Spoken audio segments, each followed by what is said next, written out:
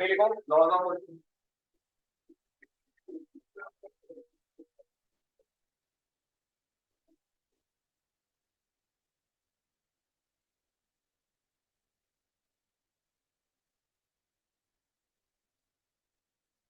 Kinematics में हम लोगों ने ये तो स्टडी किया कि ऑब्जेक्ट मूव कर रहा है, उसके इक्वेशंस क्या थे, एक्सेट्रा एक्सेट्रा। ठीक है, इस चैप्टर में बेसिकली हम मोशन का कॉज डिस्कस करते हैं।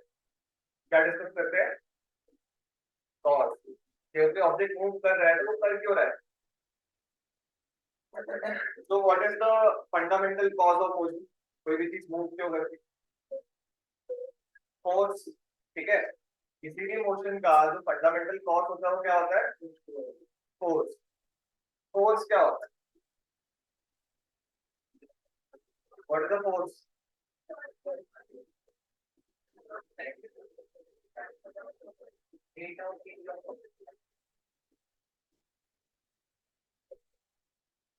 और अगर बोल सकते हैं, ठीक है, rate of change of momentum बोल सकते हैं, ये बोल रहा है मास इनटू एक्सेलरेशन। और फंडामेंटल डेफिनेशन क्या पढ़े? पुश और पुल।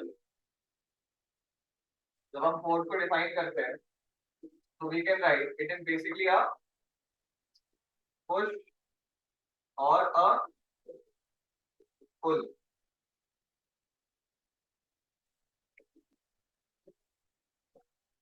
It is a push or a पुल।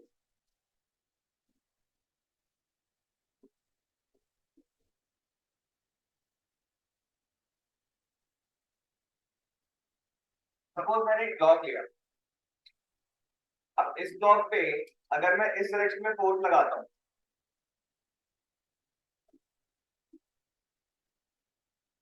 तो ये पुश कहलाएगा या पुल कहलाएगा? मैं ब्लॉक को पुश कर रहा हूँ, ठीक है,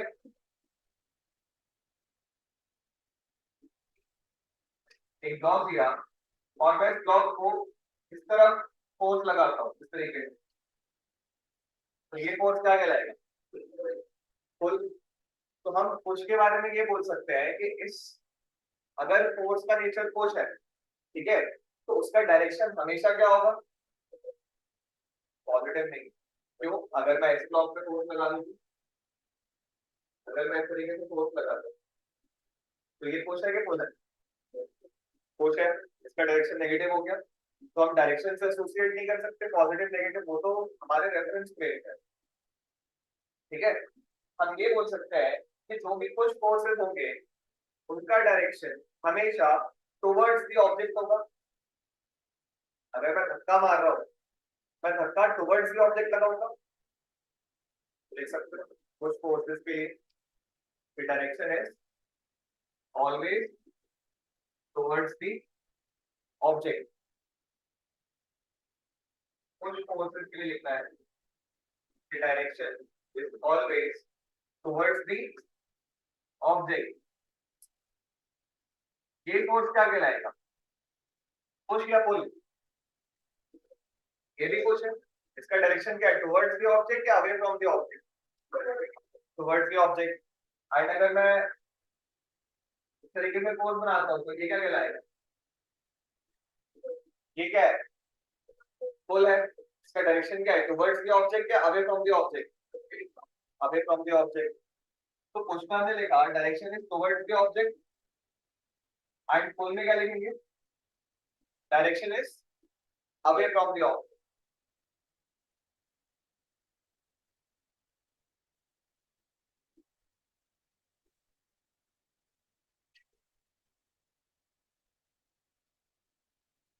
तो फोर्स का नेचर आइडेंटिफाई करने से हमें एक डायरेक्शन का नॉलेज मिल रहा है कि फोर्स जो है, अगर मान लो तुमने ये जजमेंट निकाल लिया कि फोर्स जो है वो हमेशा पुल करेगा। सपोज हमने कहीं किसी प्रॉब्लम में जजमेंट ड्रॉ कर लिया कि जो फोर्स लग रहा है ऑब्जेक्ट पे हमेशा पुल करेगा, तो पुल करेगा मतलब उसका डायरेक्शन क्या होगा फ्रॉम द ऑब्जेक्ट? समझ में आ रहा है? तो ये नेचर आइडेंटिफाई करना जरूरी हो जाता है टू गेट डायरेक्शन। अब फोर्स बेसिकली बहुत सारे टाइप के होते हैं, ठीक है, बट हम स्टार्ट ऑफ करने के लिए 5 फोर्सेस डिस्कस करते हैं। ठीक है, पहला लिखो फील्ड फोर्सेस।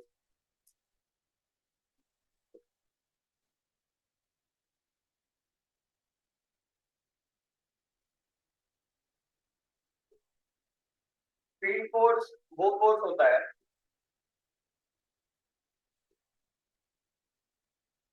जिसमें कांटेक्ट रिक्वायर्ड नहीं है। कांटेक्ट रिक्वायर्ड नहीं है। सपोज मुझे इस डस्टर को पेन से पुश करना है, ठीक है, तो अभी जो तुम फोर्स देख रहे हो इसमें एक कांटेक्ट रिक्वायर्ड है। जब तक ये पेन इस डस्टर से कांटेक्ट में नहीं आएगा ये पेन इस पे फोर्स नहीं लगा सकता, तो ये तो कांटेक्ट फोर्स हो गया। ठीक है, बट सपोज ये पॉजिटिवली चार्ज है, ये भी पॉजिटिवली चार्ज है। अब मैं इसको पास लेके आ जाऊंगा तो क्या होगा? रिपल्शन। इस डस्टर पे फोर्स कहाँ लगेगा? इस तरफ। तो इस फोर्स के लिए क्या कोई कांटेक्ट की जरूरत पड़ी? नहीं। तो ऐसे भी फोर्सेस एग्जिस्ट करते हैं जहां पे कांटेक्ट की रिक्वायरमेंट नहीं होती। उन फोर्सेस को हम क्या बोलते हैं? Field forces. इसके एग्जांपल में हम ग्रेविटेशन जानते हैं, इलेक्ट्रोस्टैटिक फोर्सेस जानते हैं, करंट और चार्जेस रिलेटेड फोर्सेस जानते हैं, मैग्नेट रिलेटेड फोर्सेस जानते हैं। ये सब एग्जांपल्स हो जाएंगे। ठीक है, जैसे अगर मैं एक ब्लॉक लेता हूँ,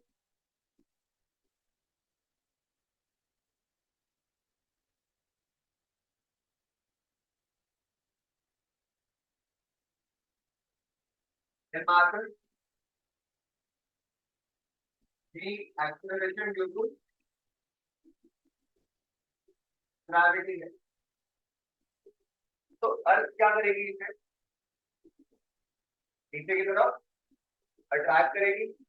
तो इस पे हम फोर्स कैसे बना सकते हैं? इस तरीके से फोर्स का मैग्नीट्यूड क्या होगा? M into we. अर्थ किसी भी मास को इस फोर्स से अट्रैक्ट करती है, m into v. In fact weight तुमने क्या पढ़ा था? M into v. और वेट क्या होता है? Force applied by the earth. हमारा मास और हमारा वेट में डिफरेंस क्लियर है? क्लियर है ना? तो अर्थ जो है इस मास को पुल करेगी डाउनवर्ड, किस फोर्स से पुल कर रही है? एम इंटू जी। तो जो ग्रेविटेशनल फोर्स है, क्या इस फोर्स के लिए कॉन्टैक्ट की जरूरत है?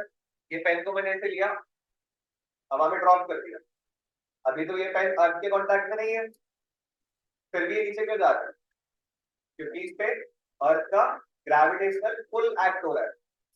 पुल क्यों बोल रहा हूँ? क्योंकि इस ऑब्जेक्ट पे डायरेक्शन ऑफ फोर्स क्या है? Away from the object. तो अर्थ इसको बेसिकली पुल कर रही है ना। डायरेक्शन ऑफ फोर्स देखो, ऑब्जेक्ट देखो, तो direction away from the object है कि towards the object? Away from the object है। तो हम इसको क्या बोल सकते हैं? ग्रेविटेशनल पुल फोर्स या pull force due to gravity equation.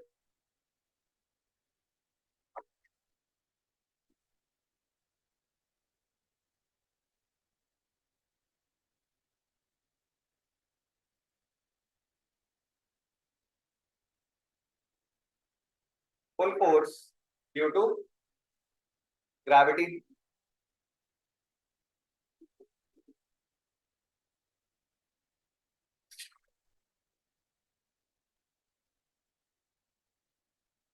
Next suppose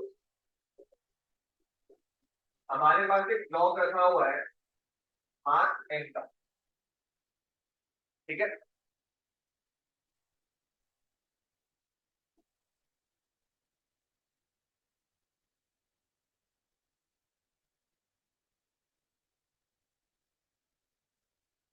तो जैसे मैंने डस्टर लिया और इसको अपने हाथ में से रख लिया,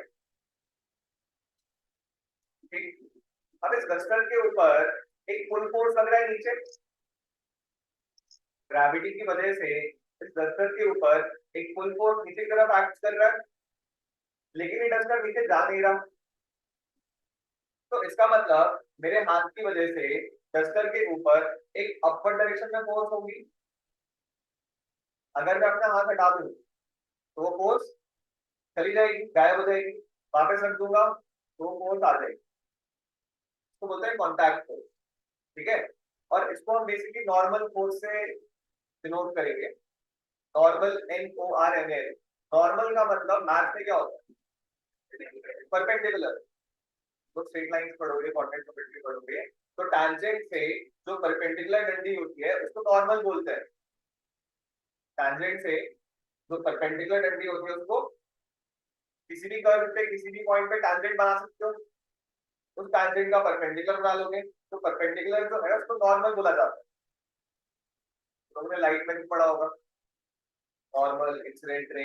नॉर्मल क्या होता है? परपेंडिकुलर। तो ये जो फोर्स, कांटेक्ट फोर्स पे बात कर रहा हूँ, उसको हम नॉर्मल रिएक्शन या नॉर्मल फोर्स भी बोलते हैं। ठीक है। अब मुझे एक बात बताओ, अगर अर्थ इसको नीचे की तरफ पुल कर रही है तो मेरा हाथ इस दस्तर के ऊपर जो फोर्स लगा रहा है उसकी डायरेक्शन क्या होगी? ये डस्टर है तो इंडिपेंडेंटली देखो, ये हाथ पे रखा हुआ है तो हम देख इंडिपेंडेंटली है। ठीक है। इस पे एक फोर्स लग रहा है डाउनवर्ड, कितना? mg। क्यों? अर्थ की ग्रेविटेशन पुल की वजह से। लेकिन ये डस्टर कहीं जा नहीं रहा। क्यों नहीं जा रहा? क्योंकि इसके नीचे के सरफेस पे मेरे हाथ की वजह से एक अपवर्ड फोर्स लग रहा होगा, तभी तो ये बैलेंस है। तभी तो ये बैलेंस है ना। ठीक है। तो इस डस्टर के ऊपर मेरे हाथ की वजह से जो फोर्स लग रहा है वो कहाँ पे लग रहा है? Bottom surface. कहाँ पे लग रहा है वो? बॉटम सरफेस पे। उसकी डायरेक्शन क्या है? अपवर्ड्स। पुश भी बोल सकते हैं। क्या बोल सकते हैं? पुश भी बोल सकते हैं। मेरा हाथ है वो इस डस्टर को क्या कर रहा है? पुश कर रहा है। तो ये जो फोर्स होता है ना, डोर बंद है क्या आपकी? वहां से वो दरवाजा बंद है क्या? तो ये जो ब्लॉक है, इस ब्लॉक के ऊपर जो बॉटम सरफेस है वहां पे कॉन्टैक्ट की वजह से एक फोर्स लगेगा, उसकी डायरेक्शन क्या होगी? तो आगे से आने दीजिए। उसका डायरेक्शन क्या होगा? अपवर्ड। इसको क्या बोलते हैं? Normal reaction. क्या बोलते हैं इसको? इसको डिनोट करते हैं एन से।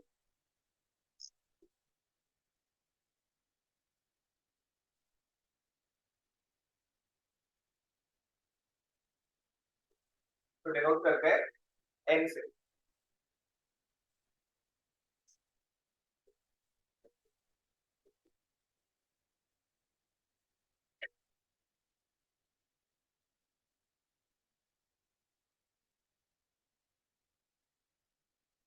नॉर्मल रिएक्शन के बारे में हम दो बातें नोट कर सकते हैं। ये हमेशा सरफेस के परपेंडिकुलर होगी। ये जो फोर्स है ये हमेशा सरफेस के परपेंडिकुलर होगी। Perpendicular to surface. ये कांटेक्ट की वजह से लग रहा है ना। अगर कांटेक्ट नहीं होगा तो नॉर्मल रिएक्शन भी नहीं होगा।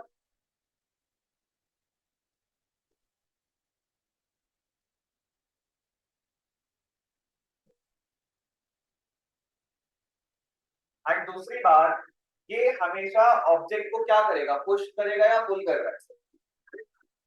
नॉर्मल रिएक्शन कभी पुल नहीं कर सकता। ये हमेशा ही ऑब्जेक्ट को क्या करेगा? पुश। तो इसका डायरेक्शन क्या होगा? Towards the object.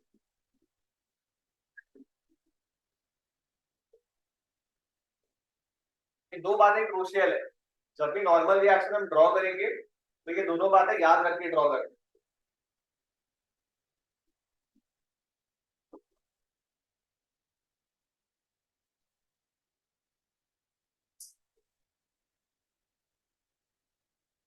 सपोज एक मास ऐसा है, रखा हुआ है किसी फ्लैट सरफेस पे। ठीक है। तो इस पे भी नॉर्मल रिएक्शन एक्ट कर रहा होगा।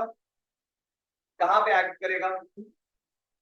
उस पॉइंट पे जहां पे ये मास ग्राउंड के साथ कांटेक्ट में है। अगर मैं एक स्फेरिकल बॉल रख देता हूँ ग्राउंड पे, तो स्फेरिकल बॉल का जितना भी पोर्शन ऑफ सरफेस ग्राउंड से कांटेक्ट में है, उतने पोर्शन में नॉर्मल रिएक्शन एक्ट करेगा, नहीं पोर्शन में नॉर्मल रिएक्शन एक्ट करेगा, क्योंकि जहां पे कांटेक्ट है वहीं पे फोर्स है। ठीक है, डायरेक्शन क्या होगा, अवे फ्रॉम द ऑब्जेक्ट या towards the object, towards the object, object की तरफ लग रहा होगा। नॉर्मल रिएक्शन जो है वो इस ऑब्जेक्ट पे ऐसे लग रहा होगा, तो हम नॉर्मल रिएक्शन को यहाँ पे ऐसे ड्रॉ कर सकते हैं।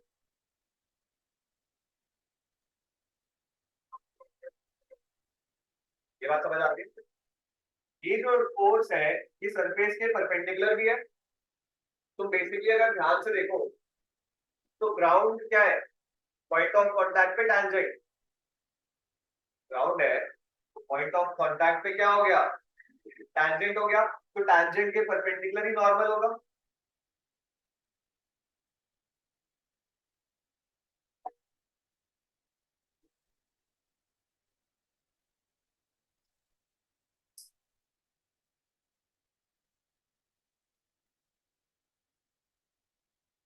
सपोज एक इंक्लाइंड प्लेन है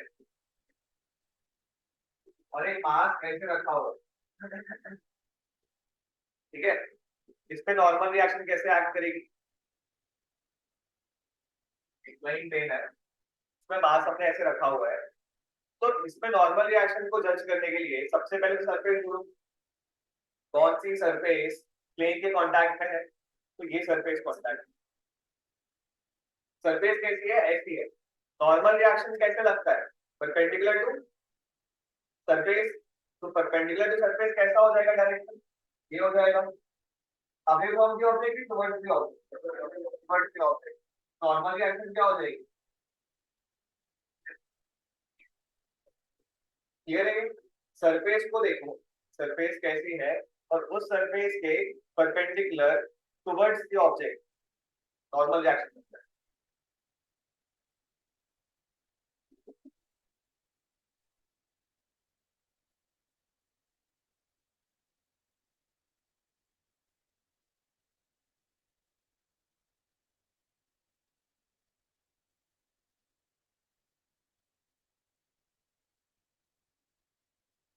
जैसे तुम लोग ध्यान दो कि मैंने हमेशा नॉर्मल रिएक्शन ऐसे बनाया है, कुछ बुक्स में क्या होता है कि नॉर्मल रिएक्शन को ऐसे भी बना देते हैं,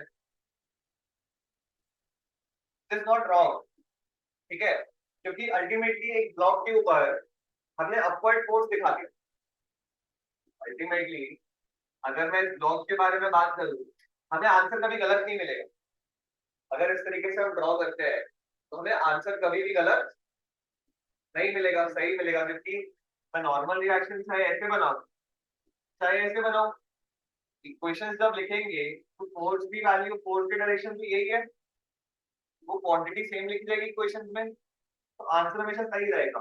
बट इसमें क्या होता है कि एक गलत सेंस जनरेट हो सकता है, ठीक है, तो कोई ऐसा सकता है कि नॉर्मल रिएक्शन फुल कर रहा है, जबकि वो हमेशा कुछ करता है।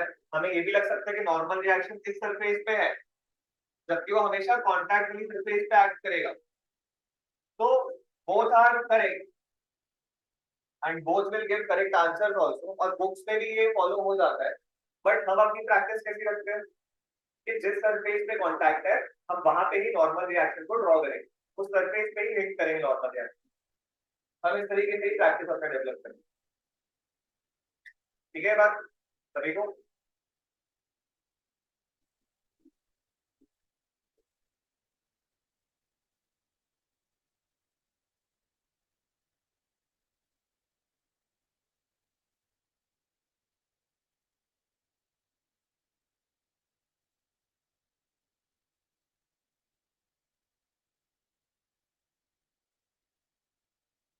सपोज एक बात ऐसे दो प्लेन्स के बीच में फंसा हुआ है, तो इसमें कितने नॉर्मल रिएक्शन फोर्सेस एक्ट कर रहे हैं, तो पहला यहाँ पे एक कांटेक्ट यहाँ पे हुआ है, तो एक नॉर्मल रिएक्शन जो है वो इस तरीके से बन जाएगी, कौन एन वन बोल सकता है, एंड एक नॉर्मल रिएक्शन इस तरीके से बन जाएगी, कौन एन तो बोल सकते हैं।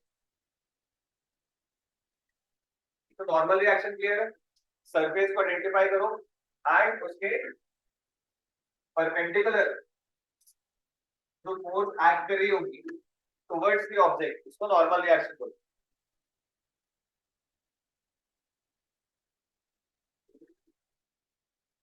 थर्ड फोर्स है फ्रिक्शन।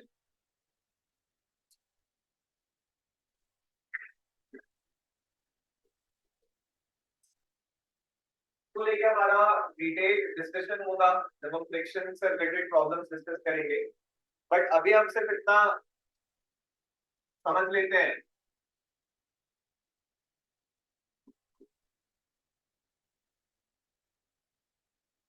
फ्रिक्शन फोर्स भी कांटेक्ट फोर्स है, जब तक कोई कांटेक्ट नहीं तब तक कोई फ्रिक्शन नहीं। क्लियर है?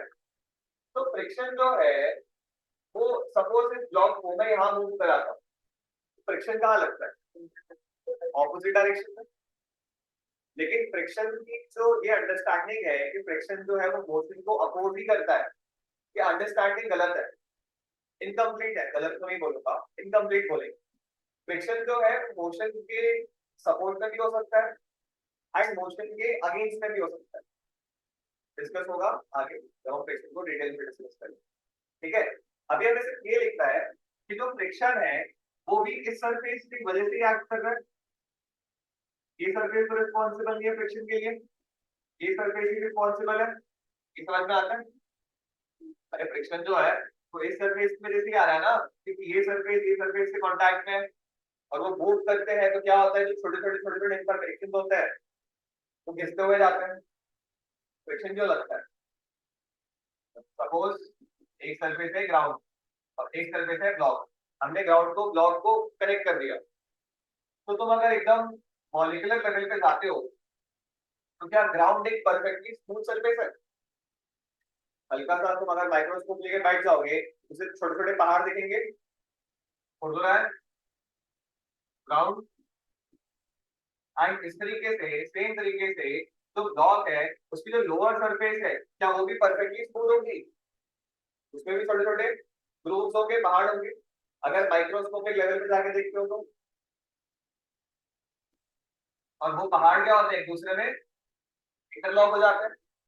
अब जब तुम फोर्स लगाते हो तो ये जो इंटरलॉकिंग्स है इनको ब्रेक करना पड़ेगा, तब जाके ऑब्जेक्ट मूव करेगा।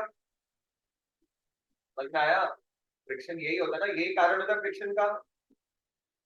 तो फ्रिक्शन जो होता है वो सपोर्टिव भी हो सकता है और रेजिस्टिव भी हो सकता है, इसको डिस्कस करेंगे। बट ये बात क्लियर है कि ये सरफेस के अलोंग फ्रिक्शन लगेगा। तो फ्रिक्शन जो है इस सरफेस के अलोंग लगता है, स्मॉल एफ से हम डिनोट करते हैं। तो फ्रिक्शन कहाँ एक्ट करता है? Along the surface. फ्रिक्शन कहाँ एक्ट करता है? Along the surface. हो सकता है ब्लॉक वहां जा रहा हो, हो सकता है ब्लॉक यहाँ जा रहा हो, that is secondary point of discussion. पहली बात क्या क्लियर होगी कि जो फ्रिक्शन का फोर्स होगा वो हमेशा सरफेस के अलोंग एक्ट करेगा। अलोंग सरफेस ऐसी है ना, इसी सरफेस के अलोंग, या तो ऐसा होगा या ऐसा होगा, इस सरफेस के अलोंग ही एक्ट करेगा। ठीक है, पुश है पुल है you don't know, will depend on the situation कि क्या दिया होगा।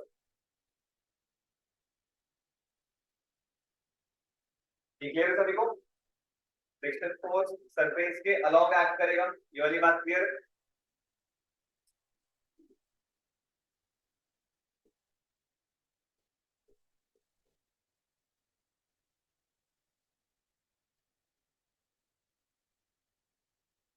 फोर्स है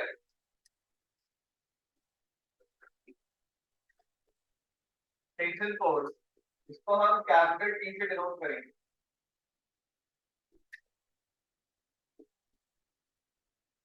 फोर्थ है tension, denoted by capital T.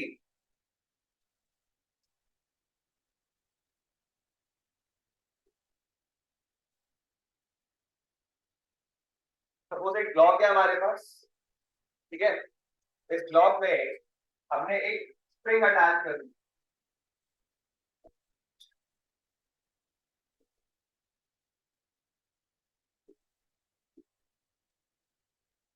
ठीक है। स्प्रिंग, स्प्रिंग मतलब कोई धागा हो सकता है, कोई रस्सी हो सकती है, कोई भी वायर हो सकता है, हमने एक स्ट्रिंग अटैच कर दी। अब इस स्ट्रिंग से हम इस ब्लॉक को इस तरफ खींच रहे हैं, इस स्ट्रिंग से हम इस ब्लॉक को इधर पे पकड़ा मैंने स्ट्रिंग को और इधर पे खींचना चालू किया, तो क्या होगा, ये स्ट्रिंग के साथ साथ ये ब्लॉक भी मूव करेगा। ये ब्लॉक है, ये बीच में स्ट्रिंग है, तो स्ट्रिंग को पुल करूंगा तो ब्लॉक भी पुल होगा। पता हुआ है ना धागा, तुमने कभी कभी ना कभी तो कुछ ना कुछ सामान किसी बंधे हुए आइटम से खींचा होगा स्ट्रिंग से, ठीक है। तो इस स्ट्रिंग में जो फोर्स जनरेट होता है उसको हम टेंशन बोलते हैं। क्या बोलते हैं? टेंशन। तो बेसिकली होता क्या है, तो ये वाला पॉइंट है, इस पॉइंट पे हम बोल सकते हैं कि इस ब्लॉक को स्ट्रिंग पुल कर रही है। इस पॉइंट की स्टडी अगर तुम करो तो इस पर्टिकुलर पॉइंट पे हम क्या बोल सकते हैं कि जो स्प्रिंग है वो इस ब्लॉक को क्या कर रही है, पुल कर रही है। अगर ये ब्लॉक को देखो, इस पॉइंट को देखो, तो इस पॉइंट पे मैं ये बोल सकता हूँ कि जो स्प्रिंग है वो ब्लॉक को पुल कर रही है। तो स्प्रिंग जिस फोर्स से पुल करती है ना उस फोर्स को बोलते हैं टेंशन। इस फोर्स को क्या बोलते हैं? टेंशन। टेंशन फोर्स बोलते हैं।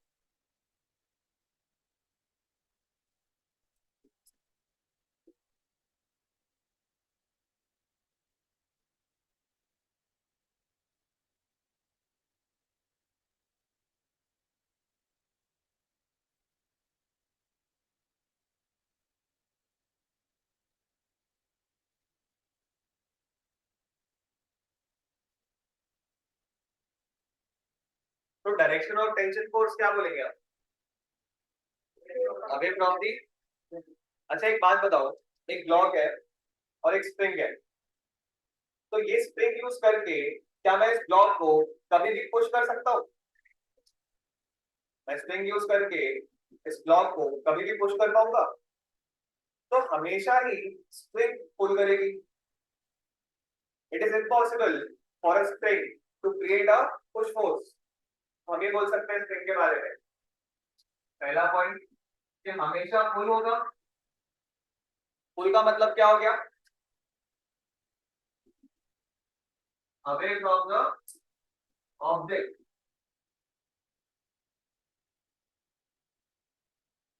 एंड दूसरा पॉइंट,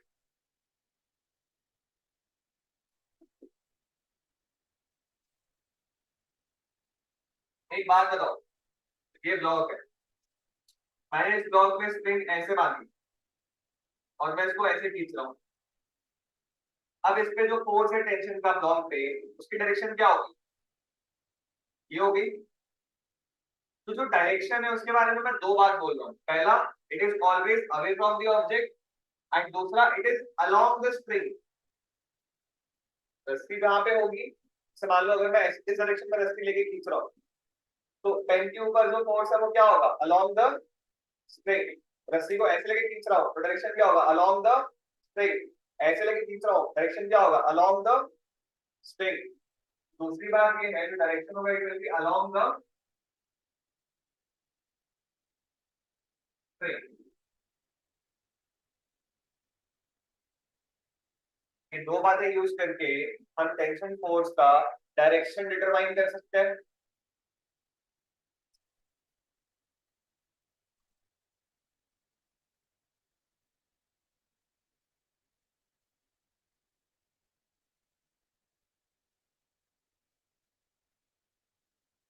क्लियर है बात?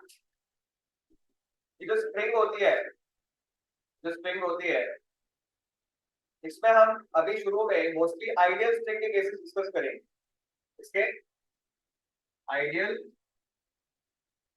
स्प्रिंग, तो आइडियल स्प्रिंग की दो प्रॉपर्टीज होती है, पहला इट इज मासलेस एंड दूसरा इट इज इनएक्सटेंसिबल। देखो आइडियल स्ट्रिंग की दो प्रॉपर्टीज, मासलेस का मतलब तो पता है कि उसका मास जो होगा वो हम जीरो कंसिडर करेंगे, कोई भी मास नहीं मानेंगे स्ट्रिंग का।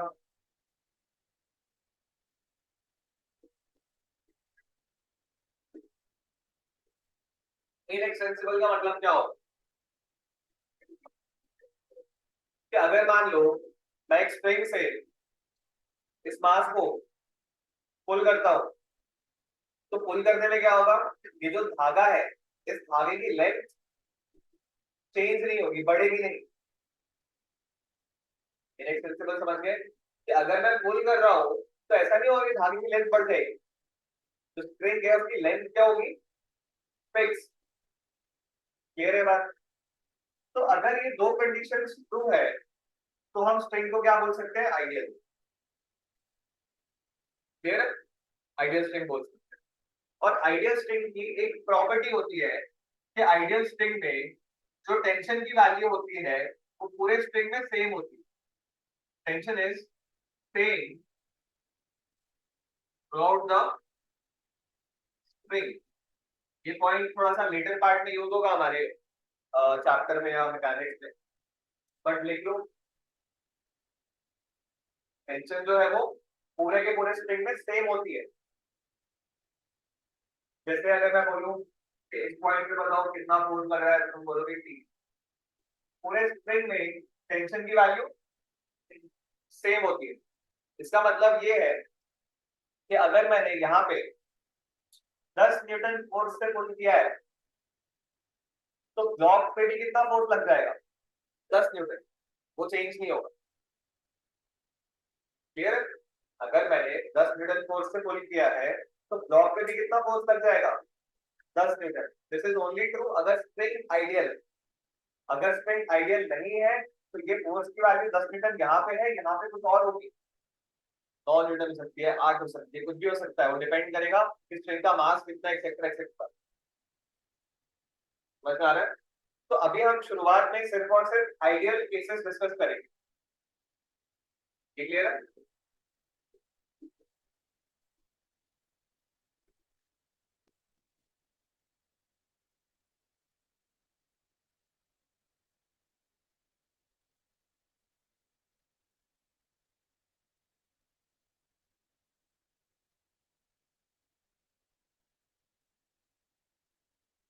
नेक्स्ट देखो, स्ट्रिंग फोर्स।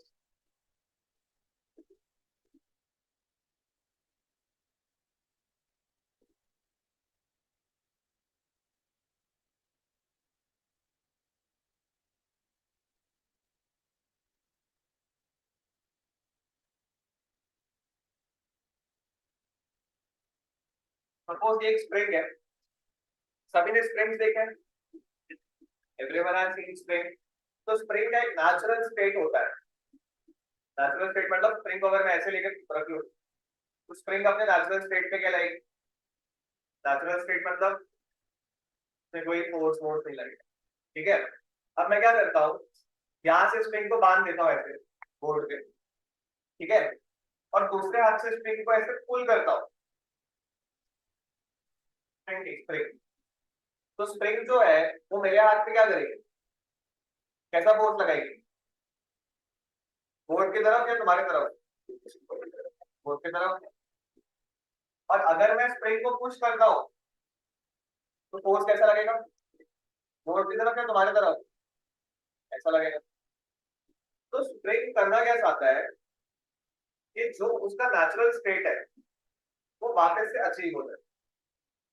स्प्रिंग का नेचर ये होता है, तुम स्प्रिंग को अगर एलोंगेट करोगे, छोड़ोगे, स्प्रिंग वापस से ऐसी हो जाएगी। ठीक है, तुम स्प्रिंग को कंप्रेस करोगे, छोड़ोगे, स्प्रिंग वापस से ऐसी हो जाएगी। तो अल्टीमेटली हो क्या रहा है, सपोज ये नेचुरल स्टेट है, ये स्प्रिंग का, दिस इज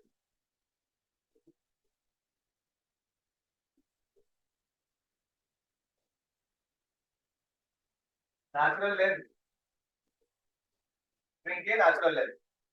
ठीक है, अब मैंने क्या किया, इस ब्लॉक को पकड़ा और इस ब्लॉक को पकड़ के इस तरफ डिस्प्लेस कर दिया x यूनिट।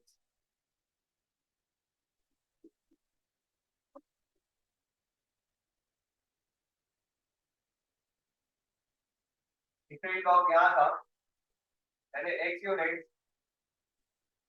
लॉक को क्या कर दिया, रिप्लेस कर दिया, स्प्रिंग ऐसी हो जाएगी, ब्लॉक ऐसे था, मैंने ब्लॉक को x यूनिट्स डिस्प्लेस किया, तो ब्लॉक के ऊपर स्प्रिंग किस डायरेक्शन में फोर्स लगाएगी, पुल लगाएगी या पुश लगाएगी? ब्लॉक के ऊपर स्प्रिंग पुल फोर्स लगाएगी या पुश फोर्स करेगी? पुल फोर्स। जो ब्लॉक है तो स्प्रिंग पे वो खींच लेगी। अगर तुम यहाँ पे ब्लॉक की सिचुएशन देखो, ब्लॉक क्या होगा, इस तरह मूव करेगा, ब्लॉक अगर इस तरह मूव कर रहा है, ब्लॉक के ऊपर इस तरह फोर्स लग रहा है, दैट इज पुल फोर्स। तो यहाँ पे हम बोल सकते हैं एक्स क्या है, elongation इन द स्प्रिंग। तो स्प्रिंग क्या करेगी, फुल फोर्स अप्लाई करेगी,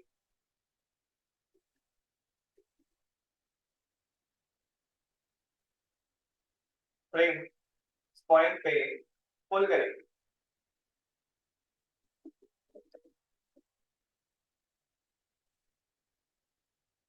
ड्रॉ कर लिया सभी ने?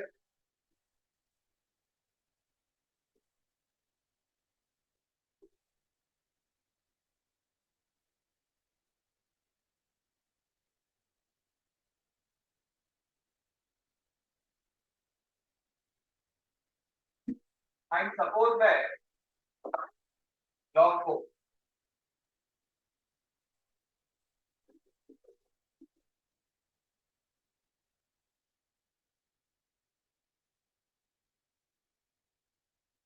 एक्स यूनिट इस तरफ डिस्प्लेस कर देता। अब मैंने क्या किया, ब्लॉक को पकड़ा और ब्लॉक को पकड़ के इधर डिस्प्लेस करना स्टार्ट किया। स्प्रिंग क्या हो गई, स्प्रिंग कंप्रेस हुई है। अब अगर स्प्रिंग कंप्रेस हुई है और छोड़ूंगा तो क्या होगा, ब्लॉक जो है वो उधर भागेगा।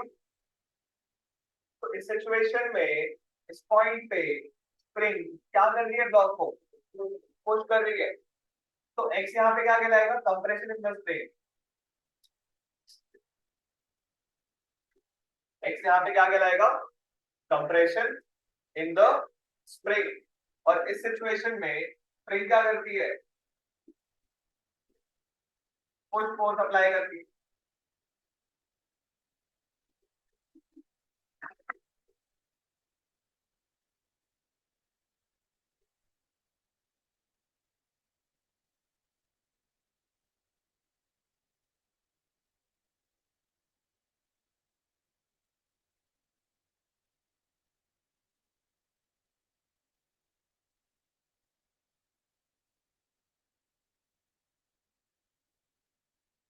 स्प्रिंग की वजह से फोर्स का नेचर पुश होगा या पुल होगा, किस बात पे डिपेंड कर रहा है, कंप्रेशन हो रहा है या इलॉन्गेशन हो रहा है। हो सकता है स्प्रिंग पुश करे, हो सकता है स्प्रिंग पुल करे, दैट विल डिपेंड कि स्प्रिंग को कंप्रेस किया गया है या इलॉन्गेट किया गया है। ये बात क्लियर है? तो जो हर एक स्प्रिंग होती है ना, उसका एक स्प्रिंग कांस्टेंट डिफाइंड होता है। अगेन हम आगे डिस्कस करेंगे। स्प्रिंग कांस्टेंट डिफाइंड है, इसको हम के बोलते हैं, क्योंकि तुमने देखा होगा हर एक स्प्रिंग का नेचर अलग अलग होता है। कोई स्प्रिंग होती है तो बहुत ज्यादा स्ट्रेच हो जाती है, कोई स्प्रिंग होती है तो कम स्ट्रेच होती है। पता नहीं तुमने ध्यान दिया हो कि नहीं दिया हो, जो जैक होते हैं जो गाड़ियों के टायर चेंज करने के काम आते हैं, उसमें भी स्प्रिंग होती है। उसमें तुम देखो बहुत थोड़ा सा कंप्रेशन होता है, गाड़ी रख देते हो तब भी वो बहुत थोड़ा सा कंप्रेस होती है स्प्रिंग। अगर बहुत वीक के रखेंगे तो क्या होगा, गाड़ी उठ ही नहीं पाएगी, धस जाएगी पूरी। ठीक है, तो जो स्प्रिंग होता है उसमें एक फीचर होता है जिसको हम बोलते हैं स्प्रिंग कांस्टेंट, तो हम डिनोट करते हैं के से। Every spring has a spring constant.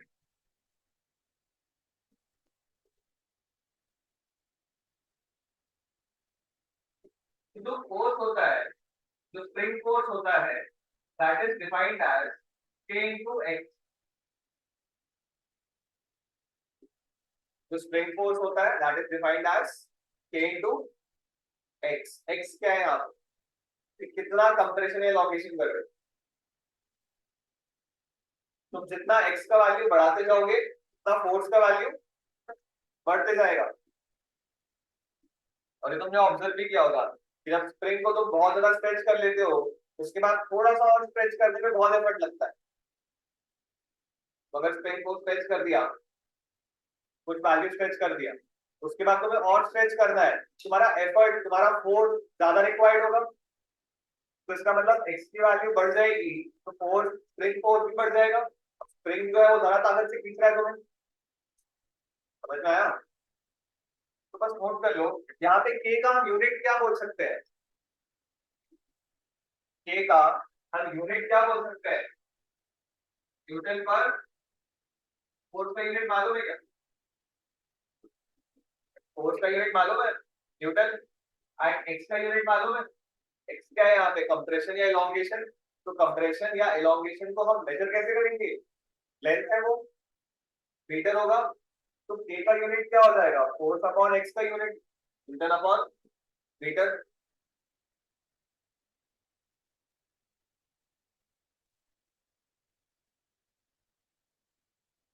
तो अभी इन 5 टाइप के फोर्सेस को यूज करके चैप्टर में आगे बढ़ते हैं।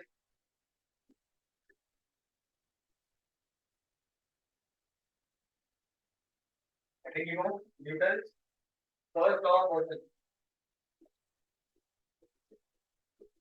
Newton first law of motion.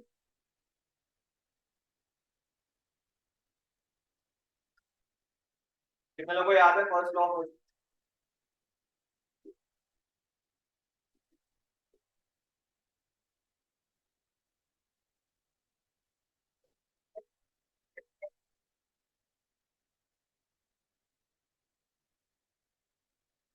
अगर कोई ऑब्जेक्ट रेस्ट पे है तो वो रेस्ट पे रहेगा, मोशन में है तो वो उसकी मोशन में रहेगा जब तक उस पे कोई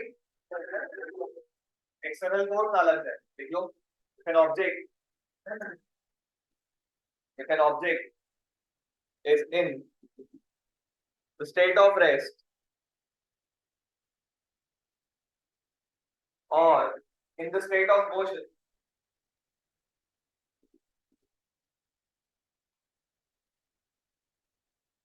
then it will remain in that state until and unless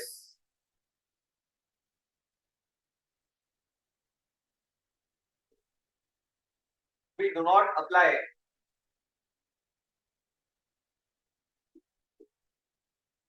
an external force.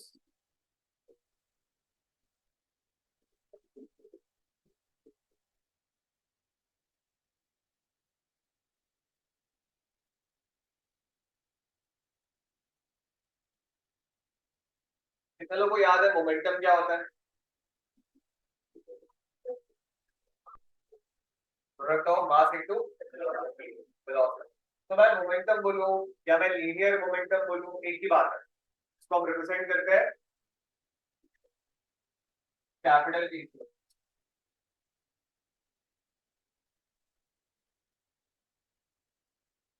Suppose एक मास है एम, ये वेलोसिटी v से मूव कर रहा है, तो इस मास का मोमेंटम मैं क्या बोल सकता हूँ, m इंटू v।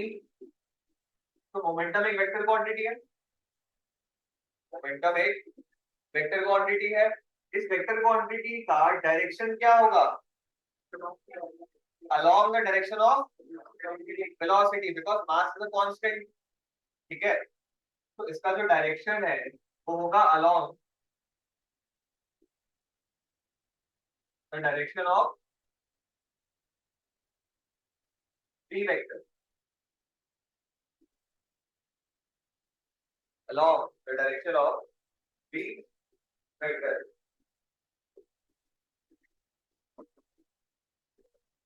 अब यहाँ पे एक इंपॉर्टेंट बात ये नोट करनी है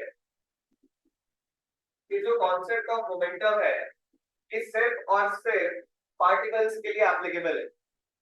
इसके लिए पार्टिकल मासेस, पॉइंट मासेस, छोटे पॉइंट मासेस के लिए एप्लीकेबल होता है ये। जरूरी नहीं है मास छोटा हो, but it should be a point mass.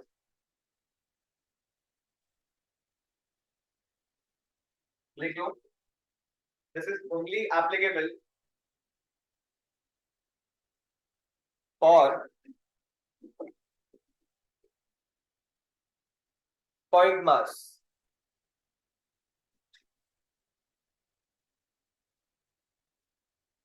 ठीक है, तो हम लोग तो ये पढ़ते हैं कि एक ऑब्जेक्ट ले लिया। ऑब्जेक्ट मतलब क्या हो गया? ऑब्जेक्ट पॉइंट मास होता है क्या? नहीं। हम तो ये पढ़ते हैं ना, एक ऑब्जेक्ट ले लिया, मास है और इसका मोमेंटम स्टडी करना है, तो क्या लिख देते हैं? M into b. हम सिंपली ये डिनोट कर देते हैं कि एक ऑब्जेक्ट लिया, मास है, तो वेलोसिटी v से चल रहा है, तो मोमेंटम क्या लिख देते हो? M into b. ठीक है, बट जो भी हमें मोमेंटम लिखना होगा for the objects bigger than the point masses, तो उसका जो मोमेंटम लिखने का फॉर्मेट होगा वो डिपेंड करेगा कि मोशन कैसा है। किस पे डिपेंड करेगा? मोशन कैसा है। किसी भी ऑब्जेक्ट का अगर मोमेंटम लिखना है तो that will depend on it's motion.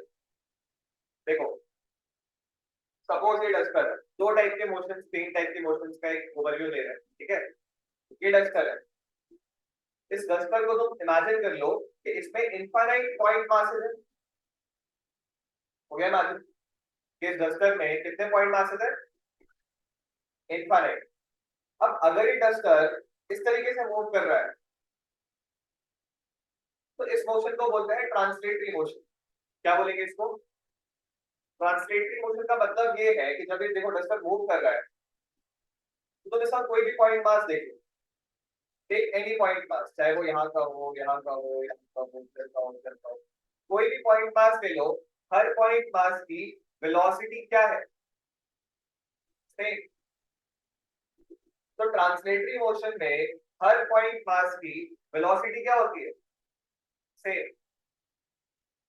ये बात समझ आती है? दूसरा मोशन देखो, सपोज ए डस्टर है, ये ऐसे घूम रहा है, सपोज ए रोटेट कर रहा है। अब इसके हर पॉइंट मास की वेलोसिटी सेम थी नहीं? अरे किसी का रेडियस छोटा तो वेलोसिटी कम, किसी का रेडियस बड़ा तो वेलोसिटी ज्यादा। हर पॉइंट मास की अब जो सेंटर पे पॉइंट मास है उसकी वेलोसिटी क्या है? जीरो।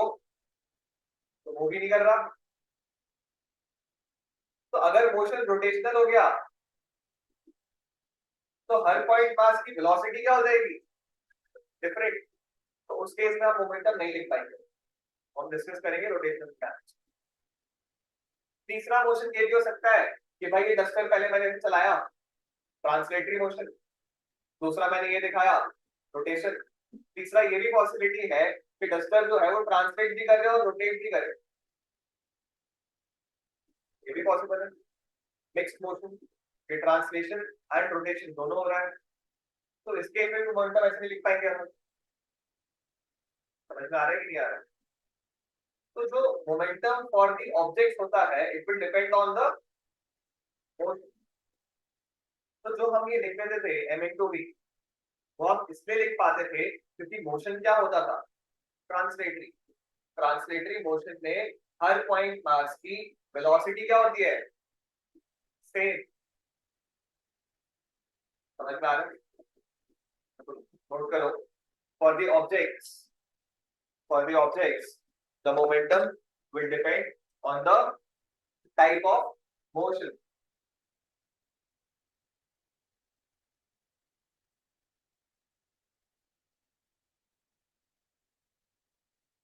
टाइप ऑफ मोशन लिखा, उसके बाद ब्रैकेट लिख सकते हो translatory, rotational, mixed, etcetera.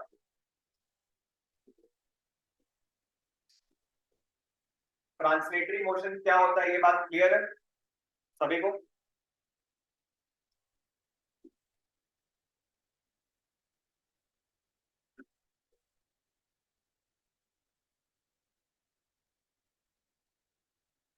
Next लिखो translatory motion.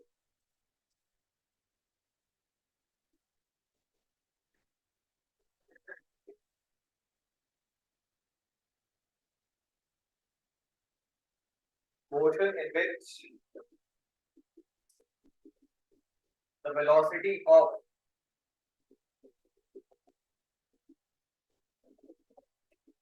all the particles of the object, motion in which the velocity of all the particles of the object is same.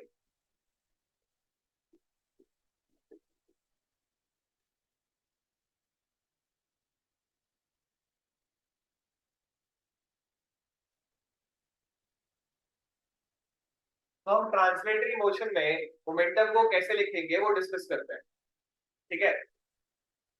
तो ये एक ब्लॉक है जिसका मास है m, ठीक है। और ये जो ब्लॉक है ये v स्पीड से तरफ मूव कर रहा है,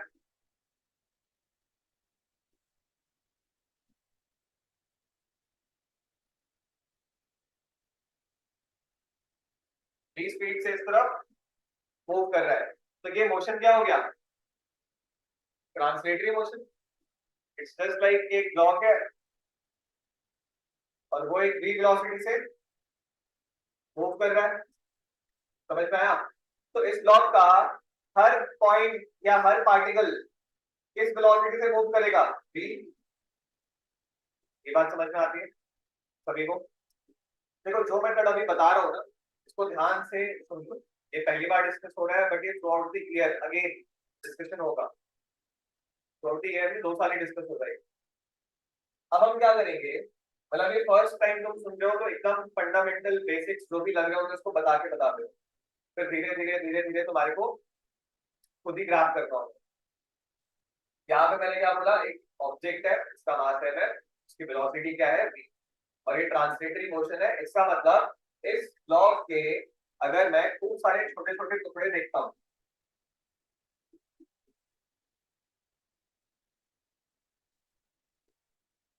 तो हर एक पॉइंट मास की वेलोसिटी क्या होगी, सेम v। ये समझ में आया। हमने क्या बोला कि जो मोमेंटम है मास इनटू वेलोसिटी तो किसके लिए डिफाइंड है, पॉइंट मासेस के लिए, पॉइंट मासेस के लिए डिफाइंड है। तो यहाँ पे मैं क्या करता हूँ, एक पॉइंट मास कंसिडर करता हूँ, कोई भी एक पॉइंट मास ले लो रैंडम, सपोज ये वाला पकड़, ठीक है।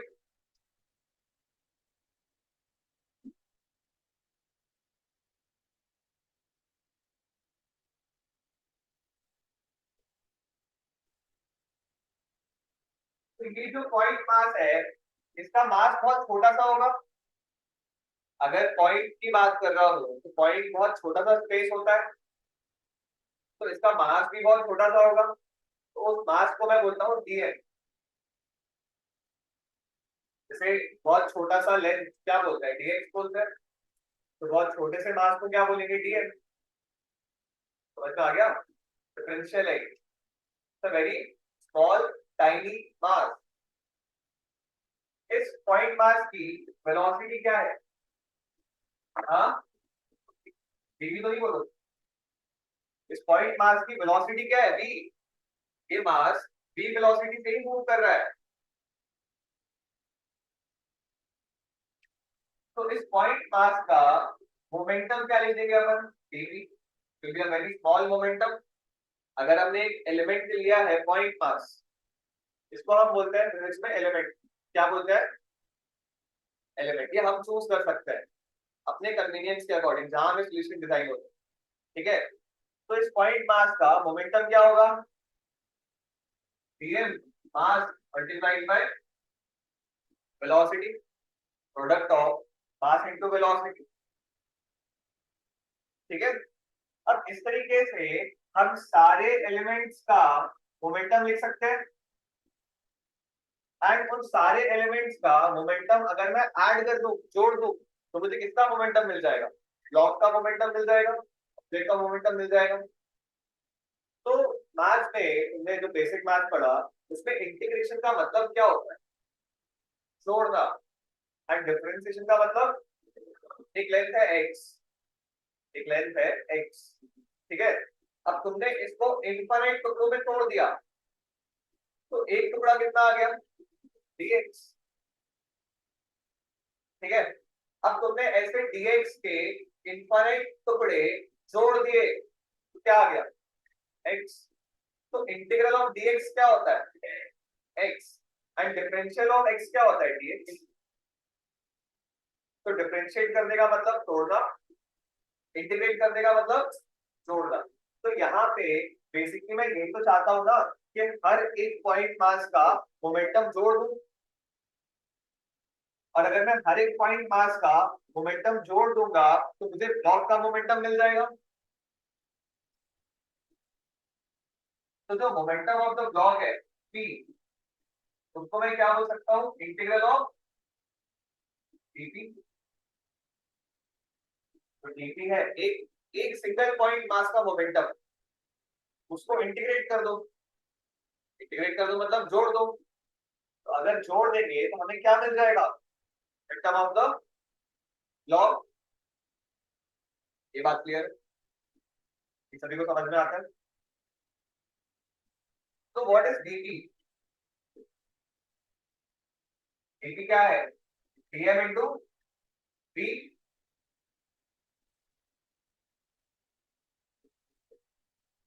अब मुझे एक बात बताओ, क्या v कांस्टेंट है, v इज कांस्टेंट, तो इंटीग्रेशन के बाहर आ जाएगा ये, तो इसको हम क्या लिख देंगे, v time integral of dm। मुझे मास को इंटीग्रेट करना है, जीरो से कहां तक, l। मैं ये एलिमेंट्स को इंटीग्रेट कर रहा हूं, तो मेरी लिमिट स्टार्ट कहां से होगी, जीरो से। तो क्या जीरो से एक भी मास नहीं लिया, एक पॉइंट मास लिया, दो पॉइंट मास लिए, तीन पॉइंट मास लिए, चार पॉइंट मास लिए, सारे पॉइंट मासेस को ऐड अप कर दिया। कहां तक ऐड करेंगे, जब तक मास n कंप्लीट नहीं हो जाता। तो लिमिट्स क्या होंगे dm के, जीरो से n। तो इंटीग्रल ऑफ dn क्या हो जाएगा, n अभी डिस्कस किया, इंटीग्रल ऑफ dx क्या होता है, dx को जोड़ते जाओगे तो x बन जाएगा। तो इंटीग्रल ऑफ dm क्या हो जाएगा, n लिमिट क्या है, जीरो से लेके n, तो लिमिट रखेंगे तो b ब्रैकेट में n माइनस जीरो, n की जगह n रख देंगे माइनस, एक बार हम अपर लिमिट रखते हैं, माइनस करके फिर लोअर लिमिट रखते हैं, तो फ्रिक्शन क्या आ जाएगा, 5 इंटू वेलोसिटी। तो अगर मोशन ट्रांसलेटरी है तो हम मोमेंटम को डायरेक्टली m इंटू v बोल सकते हैं, but this is only applicable if the motion is translatory. अगर रोटेशन हो रहा है तो फिर डिफरेंट हो जाएगा। ये जो v है ये कांस्टेंट नहीं होगा तो इसको तुम बाहर नहीं निकाल पाओगे, तो तुम्हें इस फंक्शन को इंटीग्रेट करना पड़ेगा मोमेंटम निकाल के। अपन डिस्कस करेंगे आज। क्लियर है कहानी, सभी को समझ में आता है। किसी एक कोने में ये भी लिख सकते हो कि इंटीग्रल ऑफ dt का मतलब पता है क्या होता है, dt1 plus dt2 plus dt, ऐसे करते करते करते dt ऊपर है। बहुत छोटा एलिमेंट है ना, इनफाइनाइट टुकड़े होंगे, इट्स अ कंटीन्यूअस एडिशन, ठीक है। What is dp1, dm into v। What is dp2, dm into v। What is dp3, dm into v। v common ले लो, dm dm dm dm सारे जुड़ जाएंगे। अब सारे मास, अगर सारे पॉइंट मास जुड़ जाएंगे तो क्या मास बन जाएगा, m। फिर समझ सकते हो।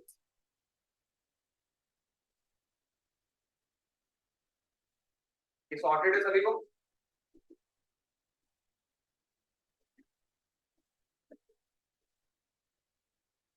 नेक्स्ट देखो, Newton's second law of motion. क्या होता है सेकंड लॉ ऑफ मोशन,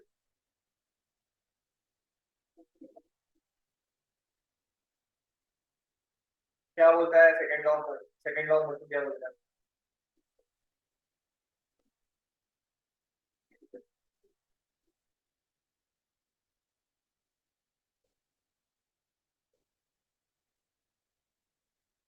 देखो the rate of change of the rate of change of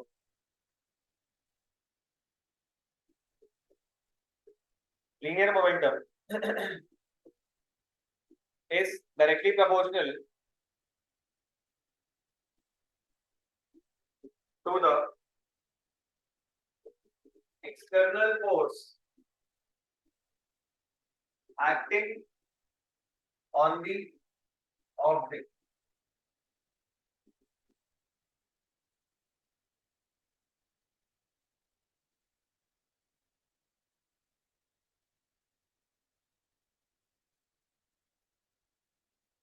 basically होता है कि external force acting on the object, इसका उल्टा भी बोल सकता है ना। अगर A प्रपोर्शनल टू B है तो B प्रपोर्शनल टू A भी होगा, मैथमेटिकली मेक सेंस। बस प्रोपोर्शनैलिटी कांस्टेंट K की जगह 1/K हो जाएगा। ठीक है, ये समझ में आता है ना? एक ही बात है, कुछ डिफरेंस है क्या? बस प्रोपोर्शनैलिटी कांस्टेंट बदल जाएगा। तो इक्वेशन में हम ऐसे लिखते हैं कि जो F एक्सटर्नल होता है it is directly proportional to dP by dt। Rate of change of momentum क्या होगा? dP is the change in momentum and dt is the rate। तो ये एक्सप्रेशन क्या हो जाएगा? Rate of change in linear momentum. Proportionality हटके क्या लगता है? प्रोपोर्शनैलिटी कांस्टेंट, कांस्टेंट की जो वैल्यू होती है that comes out to be 1।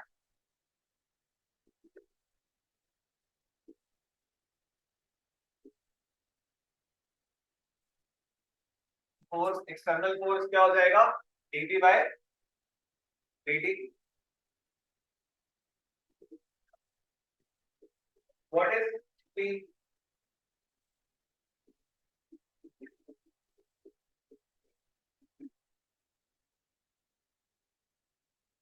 What is P? Mass into velocity. अभी डिस्कशन हुआ, P को हम क्या लिख सकते हैं? Mass into velocity. अब क्या करोगे?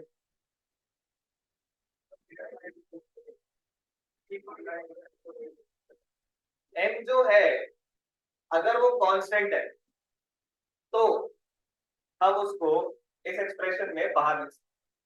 d by dt of 3x, d by dx of 3x, तो 3 बाहर कर देते हो। d by dx of 7x square, 7 बाहर कर देते हो। तो d by dt of mv, तो अगर m कांस्टेंट है, यहाँ पे हमें स्टेटमेंट लिखना पड़ेगा if m is constant, तो हम क्या कर सकते हैं? मास को बाहर कर सकते हैं, तो अंदर क्या बचेगा? dv by dt। What is dv by dt? Acceleration. तो फोर्स क्या आ गया? मास इनटू एक्सेलरेशन। ये कब वैलिड है? Is this a general statement? ये कोई जनरल स्टेटमेंट नहीं है, तुम बोलो हमेशा होगा वैलिड, नहीं। कब वैलिड है? कंडीशन क्या है? मास कांस्टेंट है, तब हम जाके ये लिख सकते हैं।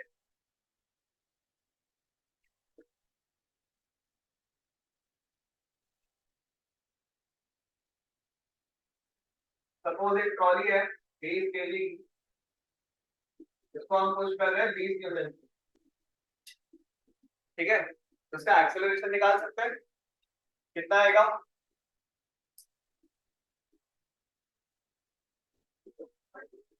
1 मीटर पर सेकेंड स्क्वायर। हमने अभी डिस्कस किया m into a से हम ये बोल सकते हैं कि a क्या हो जाएगा? f upon n। a क्या हो जाएगा? 20 अपॉन, सबको जैसा ही है इक्वल, a हो जाएगा 1 मीटर पर सेकेंड स्क्वायर। अच्छा, एक्सेलरेशन का ये मैग्नीट्यूड आ गया, इसका डायरेक्शन क्या हो? हमने डायरेक्शन ऑफ एक्सेलरेशन डिस्कस नहीं किया था काइनेमेटिक्स। एक्सेलरेशन का जो डायरेक्शन है तो काइनेमेटिक्स में डिस्कस नहीं किया था। एक्सेलरेशन का डायरेक्शन क्या हो? अभी बताओ क्या हो? फोर्स के लॉ। अब डायरेक्शन ऑफ एक्सेलरेशन क्या बोल सकते हैं? Along the direction of external force. समझ में आया? जो फोर्स की डायरेक्शन होगी वही एक्सेलरेशन की डायरेक्शन होगी। बात को नोट करो। The direction of acceleration is along the direction of external force.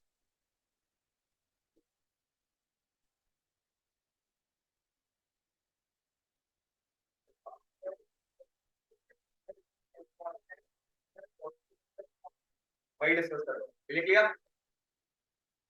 सबने लिख लिया? Direction of A is along the direction of external force.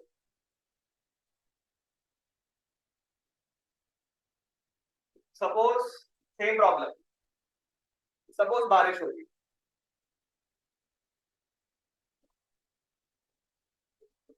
अब क्या होगा? पानी भर जाएगा, पानी भरते जाएगा, तो मास भी फंक्शन ऑफ टाइम बन गया कि वक्त के साथ साथ मास की वैल्यू भी बढ़ रही है, तो क्या एक्सेलरेशन हमेशा इतना ही रहेगा? तो क्या हम F is equal to m into a use कर सकते हैं? नहीं कर सकते। ठीक है, या फिर ऐसे मान लोगे पानी भरा हुआ था और बीच में होल हो गया, तो अब क्या होगा? ड्रिप ड्रिप करके पानी कम होता जाएगा और इसका मास बढ़ते जाएगा, तो मास क्या भी वेरिएबल ना। ठीक है, तो ये मास है, ये भी किसी चीज का फंक्शन हो सकता है। समझ में आ रहा है सभी को? तुम्हारे टॉपिक स्ट्रक्चर हो गया है? उसमें वो पढ़ लिया अनसर्टेनिटी प्रिंसिपल, उसमें वो पढ़ा कि हर एक चीज डुअलिटी पढ़ ली, मतलब ये पढ़ा कि मास वेव बन जाता है, वेव मास बन जाता है, m not under root of 1 minus v upon c square. कोई भी मास, मतलब डुअलिटी अप्लाई होती है ना, मतलब जस्ट बिकॉज एक डिस्कशन आया कि मास कैसे चेंज होता है, तो मास जो है वो फंक्शन ऑफ वेलोसिटी भी होता है। अगर मैं इस पेन को किसी तरीके से लाइट की स्पीड पे ले गया तो ये पेन वेव बन जाएगा। इसका जो मास है वो मास तुम्हें दिखेगा नहीं, मतलब ब्रह्मांड में मास बसेगा नहीं, it will translate into wave. वो तो इसकी वेलोसिटी कम है लाइट के कंपैरिजन में, इसलिए हम सबकी वेलोसिटी कम है, इसलिए हम एक दूसरे को मास के रूप में देख पा रहे हैं। अगर हम सब लाइट की स्पीड के तरफ जाने लगे, 2,00,000 मीटर पर सेकंड पहुंच जाओ, तो मास बहुत कम बचेगा एंड वेव नेचर बहुत ज्यादा हो जाएगा, हम सब वेव में ट्रांसलेट हो जाएंगे, we all will become wave, mass खत्म हो जाएगा। तो ये पढ़ोगे तुम, शायद केमिस्ट्री में पढ़ते हो, फिजिक्स में भी आई थिंक आखिरी में मॉडर्न फिजिक्स में तुम लोगों को है। तो मास जो है वो बहुत सारी चीजों का फंक्शन हो सकता है। ये तो नॉर्मल मैकेनिकल प्रॉब्लम हो गया। क्या मैं जो बोल रहा हूँ मॉडर्न फिजिक्स में आता है, ये तुम्हारा स्टैंडर्ड अभी मैकेनिक्स अपन पढ़ रहे हैं, तो मैकेनिक्स में अपन मास कैसे वेरी करा सकते हैं? पानी भर रहा है, पानी गिर रहा है, कुछ भी हो। ठीक है, तो टाइम के साथ साथ mass will keep on changing, तो हम force is equal to mass into acceleration directly नहीं बोल पाएंगे, हमें ये लिखना पड़ेगा। ये जनरल रिलेशन है, Newton second law is a general talk, Newton second law is a general talk. उसके बेसिस पे जो हमने ये लिखा है, this is a conditional equation. Condition क्या है? Mass constant. ठीक है,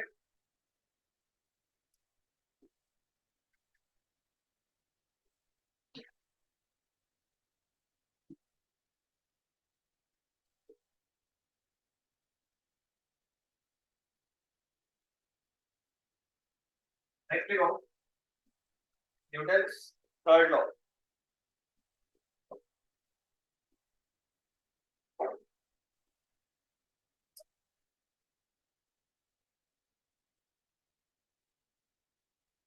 क्या बोलता है न्यूटन थर्ड लॉ?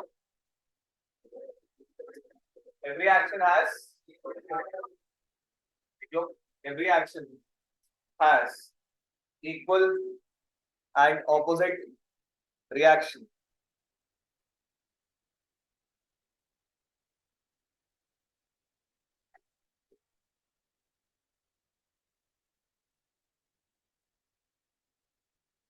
जैसे सपोज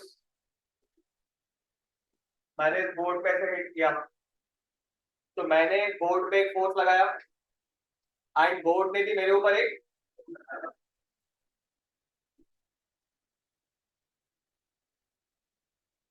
तो अगर इस पे एक फोर्स लगेगा एफ, तो इस पे भी एक काउंटर फोर्स लग जाएगा एफ, इस डायरेक्शन। ठीक है, डायरेक्शन लिखिए ना, ये क्लियर है? तो ये अगर एक्शन है तो ये रिएक्शन, या फिर ये एक्शन है तो ये रिएक्शन। पॉइंट इज कि एक्शन एंड रिएक्शन जो होते हैं ये हमेशा दो डिफरेंट ऑब्जेक्ट्स पे एप्लीकेबल होते हैं। Action and reaction are always applicable on to different objects. लिख लो ये, action and reaction always act on different objects. Same object पे ही एक्शन भी हो गया, सेम ऑब्जेक्ट पे ही रिएक्शन भी हो गया, is just not possible. And दूसरी बात कि एक्शन और रिएक्शन कभी भी एक दूसरे को बैलेंस आउट नहीं करता।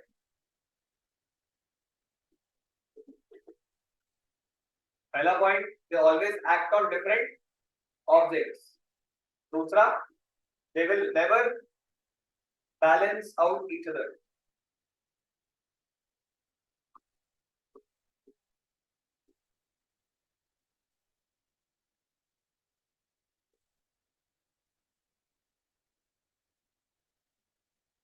जैसे मान लो मैं ये बोलूं कि इसके ऊपर नेट फोर्स 0 हो जाए, क्योंकि एक्शन रिएक्शन फोर्स होता है, तो इसके ऊपर नेट फोर्स कभी 0 होगा क्या? क्योंकि यहाँ पे माइनस है, यहाँ पे प्लस है, तो इसके ऊपर नेट फोर्स 0 होगा क्या?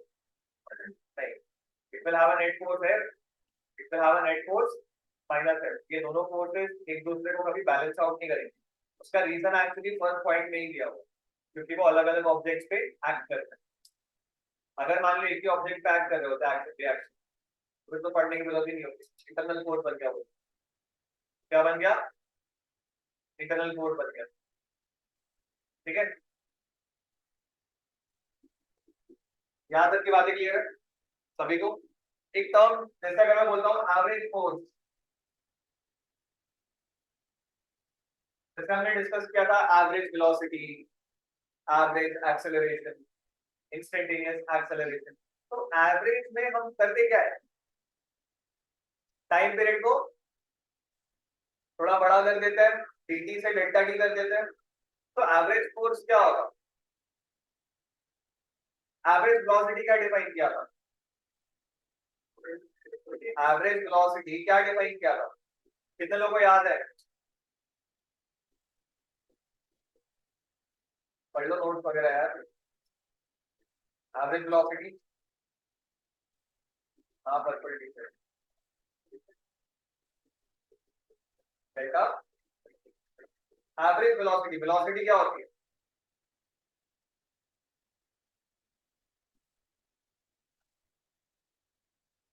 वेलोसिटी क्या होती है?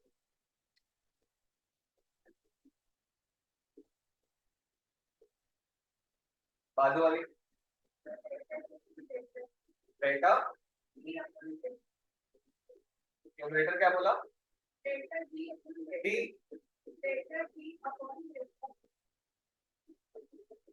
Ratio of displacement upon time interval. सब लोग नोट्स रिवाइज कर लिया जितने भी लोग से बैठे हुए हो। अगर एवरेज वेलोसिटी का डेफिनेशन नहीं याद है तो फिर सवाल कैसे बनाओ? यहाँ भी लोग दिख रहे हैं मुझे। ठीक है, तो एवरेजेस का हम हमेशा क्या बोल देते हैं? रेशियो बोल देते हैं। और टाइम को कॉन्सेप्ट क्या है, एवरेज का कॉन्सेप्ट क्या है, और इंस्टेंट का कॉन्सेप्ट क्या है? इंस्टेंट में हम टाइम फ्रेम को बहुत कम कर देते हैं, और एवरेज में उसी टाइम पे वो बड़ा कर देते हैं। तो एवरेज फोर्स क्या हो जाएगा? फोर्स क्या था? dp by dt। तो एवरेज फोर्स क्या हो जाएगा? Delta p by delta t। Ratio of change in momentum is to time interval, delta p by delta t। Delta p को हम क्या बोलेंगे? p final minus p initial upon delta t।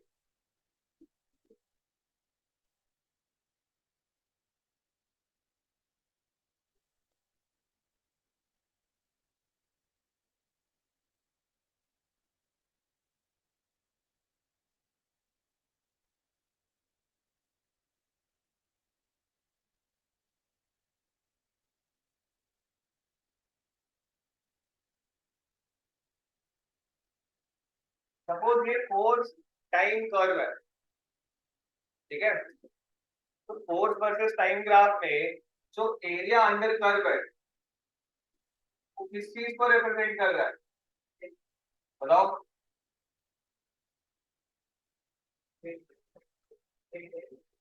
Change in momentum. जो area under curve है उसको तुम कैसे, देखो अगर तुम्हें मान लो क्लिक नहीं कर रहा है ना, बेस्ट तरीका क्या है, कॉन्सेप्ट हमेशा याद रखो ताकि चीजें क्लियर होते जाए। मैंने तभी बताया था, कोई भी पॉइंट ले लो, तो इस पॉइंट का वाई कोऑर्डिनेट क्या है, इस पॉइंट का वाई कोऑर्डिनेट क्या रिप्रेजेंट कर रहा है, फोर्स। इस पर्टिकुलर पॉइंट का वाई कोऑर्डिनेट क्या रिप्रेजेंट कर रहा है, फोर्स। एंड इस पॉइंट के आसपास छोटी सी बिट ले लो, तो ये छोटी सी बिट क्या रिप्रेजेंट कर रहा है, टाइम। Getting it. तो ये क्या हो गया, फोर्स, और ये क्या हो गया, टाइम इंटरवल छोटा सा। तो इसका एरिया क्या होगा, F into D T, length F है और वेट डी टी है। तो इस छोटे से एलिमेंट का एरिया क्या होगा, एफ डी टी। अब इसी एरिया को अगर मैं इंटीग्रेट कर दूं, ये सारे एलिमेंट्स के एरिया को इंटीग्रेट कर दूंगा, तो क्या होगा, मुझे पूरे कर्व के नीचे का एरिया मिल जाएगा। इंटीग्रेट कर देगा मतलब जोड़ना, ये वाला एरिया प्लस ये वाला एरिया प्लस ये वाला एरिया, मैं सारे एरिया को अगर जोड़ते जाता हूँ तो मुझे क्या मिल जाएगा, एरिया अंडर कर्व। इसी को इंटीग्रेट करना है, what is F D T by D T. तो ये वाला टर्म कैंसिल आउट हो गया, तो एरिया अंडर कर्व क्या मिला, डीपी। लिमिट्स क्या हो जाएगी, पी इनिशियल से पी फाइनल, तो एरिया अंडर कर्व क्या मिल जाएगा, पी फाइनल माइनस,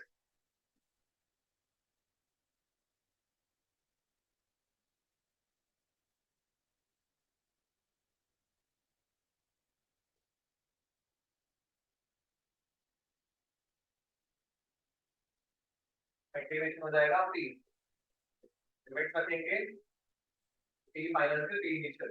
तो एरिया अंडर कर्व क्या रिप्रेजेंट कर रहा है, चेंज इन मोमेंटम। ये सब चीजें रटनी नहीं होती है, लेकिन बेसिक जो कॉन्सेप्ट है ना, जैसे इसका वाई कोऑर्डिनेट देख लो, इसका एक्स कोऑर्डिनेट देख लो, मल्टीप्लाई कर लो, क्या दिख रहा है, यहाँ पे भी दिख जाता कि फोर्स में डेल्टा टी मल्टीप्लाई होगा तो डेल्टा पी मिल रहा है, ये तो हो रहा है ना। तो ये नोट कर लो, एरिया अंडर कर्व क्या देगा, P final minus P initial. यहाँ पे एलिमेंट क्या था, ये छोटा सा रेक्टेंगल, इस रेक्टेंगल की हाइट क्या थी, एफ, विड्थ क्या थी, डी टी थी। और इसी एलिमेंट के एरिया को जोड़ दिया, ऐड कर दिया, ऐड कर दिया मतलब इंटीग्रेट कर दिया।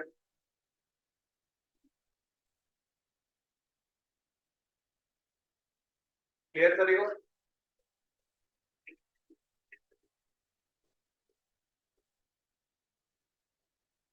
अगर ये एरिया एक्स एक्सिस के ऊपर है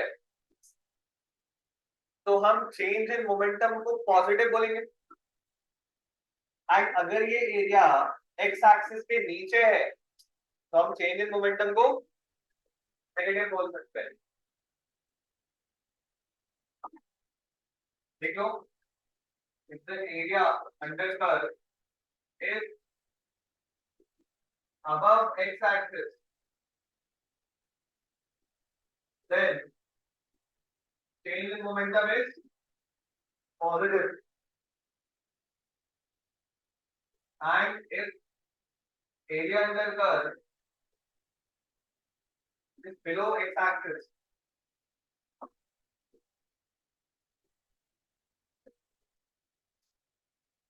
then change in momentum is negative. अगर एरिया ऊपर आएगा तो हम एरिया को पॉजिटिव बोलेंगे, और अगर एरिया नीचे रहेगा तो हम एरिया को नेगेटिव बोलेंगे।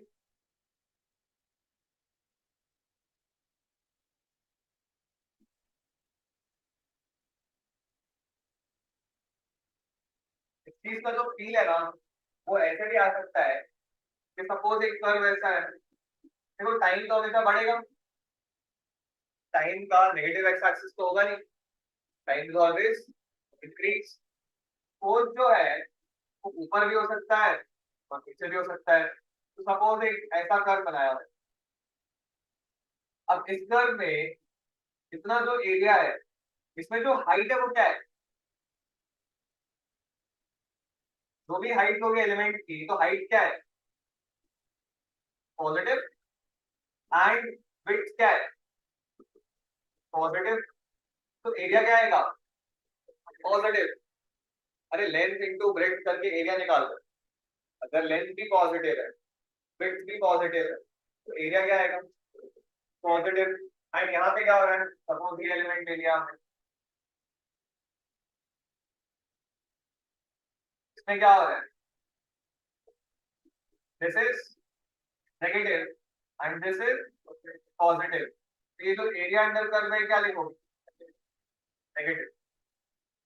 तो एरिया अंडर कर्व नेगेटिव कब हुआ, जब कर्व एक्स एक्सिस के नीचे गया। एक्स एक्सिस बोले तो टाइम एक्सिस, एक्स एक्सिस का हम क्या रिप्रेजेंट कर रहे हैं, टाइम। ठीक है, जब कर्व टाइम एक्सिस के नीचे गया, तब जाके हम ये बोल सकते हैं कि हाइट नेगेटिव होना स्टार्ट हो गई। और हाइट नेगेटिव होना स्टार्ट हो गई तो एरिया अंडर कर्व क्या आएगा, negative. Area under curve negative आएगा तो चेंज इन मोमेंटम भी नेगेटिव बोलेंगे, because area under curve is change in momentum. Area under curve of F versus T graph is change in momentum, ये change in momentum है, अभी discuss किया। Sorted है पूरा, तो कुछ भी रट्टा नहीं मारना है, ये सारी चीजें छोटे छोटे कॉन्सेप्ट्स है, तो विद प्रैक्टिस तुम्हें अपने आप ही मसल मेमोरी में आ जाएगी। मसल मेमोरी मतलब 3+2 के लिए आप उंगलियां खोलते हो क्या, 3 उंगलियां, 2 उंगलियां, फिर 1 2 3 4 5, 5 काउंटिंग करते हो, क्या अपने आप आ जाता है, दैट इज मसल मेमोरी। तो वो बन जाएगी अपने आप धीरे धीरे प्रैक्टिस। क्लियर है सब कुछ सभी को।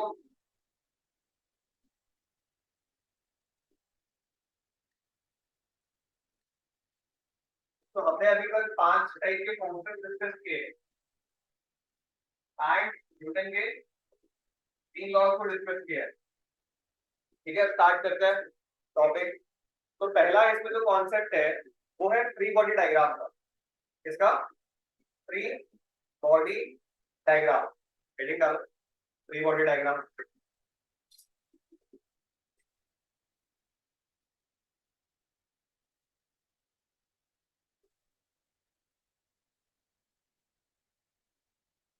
शॉर्ट में फ्री लिखी,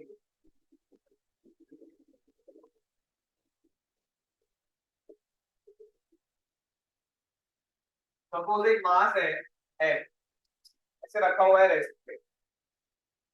रेस्ट पे रखा हुआ है। अब फ्री बॉडी डायग्राम का मतलब क्या होता है, जैसे मैंने तुमको अभी ये चीज की ना, कि ब्लॉक रखा हुआ है हाथ पे से रेस्ट पे। अब इस ब्लॉक को इंडिविजुअली सेपरेटली देखना है। कैसे देखना है, सेपरेटली।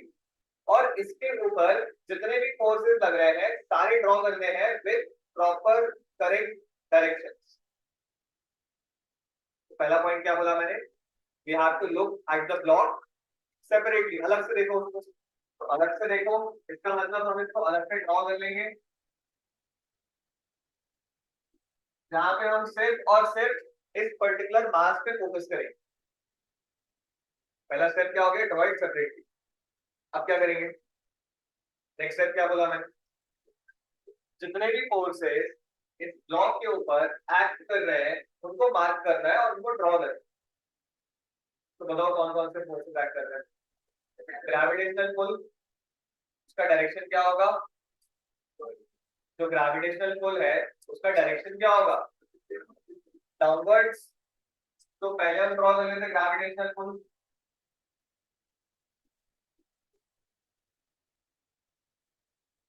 एंड दूसरा नॉर्मल रिएक्शन। नॉर्मल रिएक्शन किस सरफेस पे लग रही है, नीचे वाले सरफेस पे, डायरेक्शन क्या है, अपवर्ड्स। तो ये जो है m मास का क्या बन गया, फ्री बॉडी डायग्राम। क्लियर है बस सभी को? This is free body diagram of mass m probable.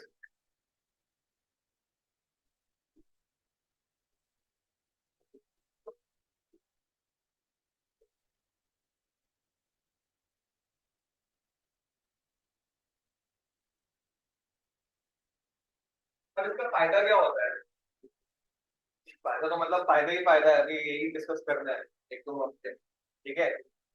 तो इसमें फायदा ये है कि ब्लॉक सपोज रेस्ट पे है, रेस्ट पे है बोले तो इसके ऊपर नेट फोर्स क्या हो जाएगा, जीरो।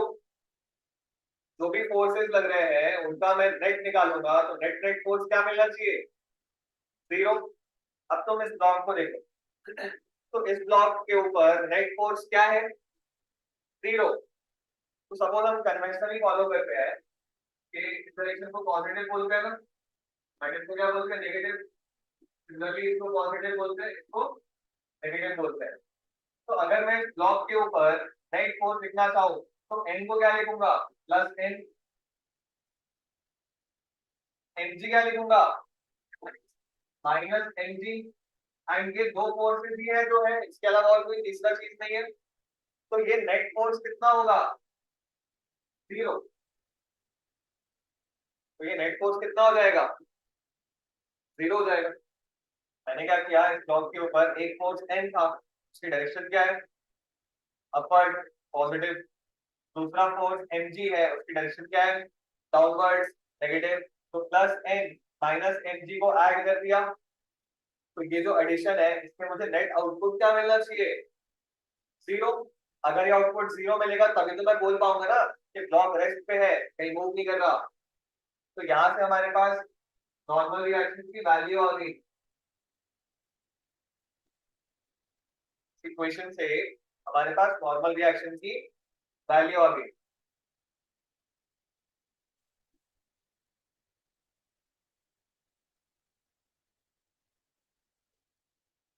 फिर कुछ पूछना है किसी को? पहला स्टेप क्या है, ब्लॉक को सेपरेटली बनाओ। दूसरा स्टेप क्या है, उसके ऊपर सारे फोर्सेस को ड्रॉ करो। फोर्सेस को एक बार ड्रॉ कर लोगे उसके बाद इक्वेशन लिखना इजी है, इक्वेशन तो लिख लो, बस माइनस देख लेना, इक्वेशन लिख लेना। रेस्ट पे तो इक्वल टू जीरो कर देना, अगर एक्सेलरेटेड होगा तो इक्वल टू एम इंटू ए कर देना। तो डिस्कस करेंगे अभी इक्वेशन का पार्ट। पहला हमारा की फोकस क्या है कि फ्री बॉडी डायग्राम सही से बनाना प्रैक्टिस करें।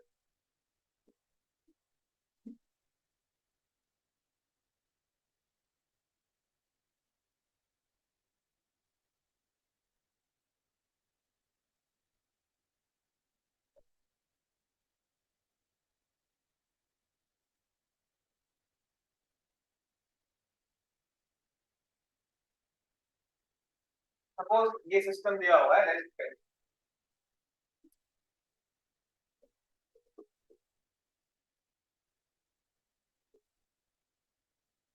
तो हम पहले क्या करते हैं,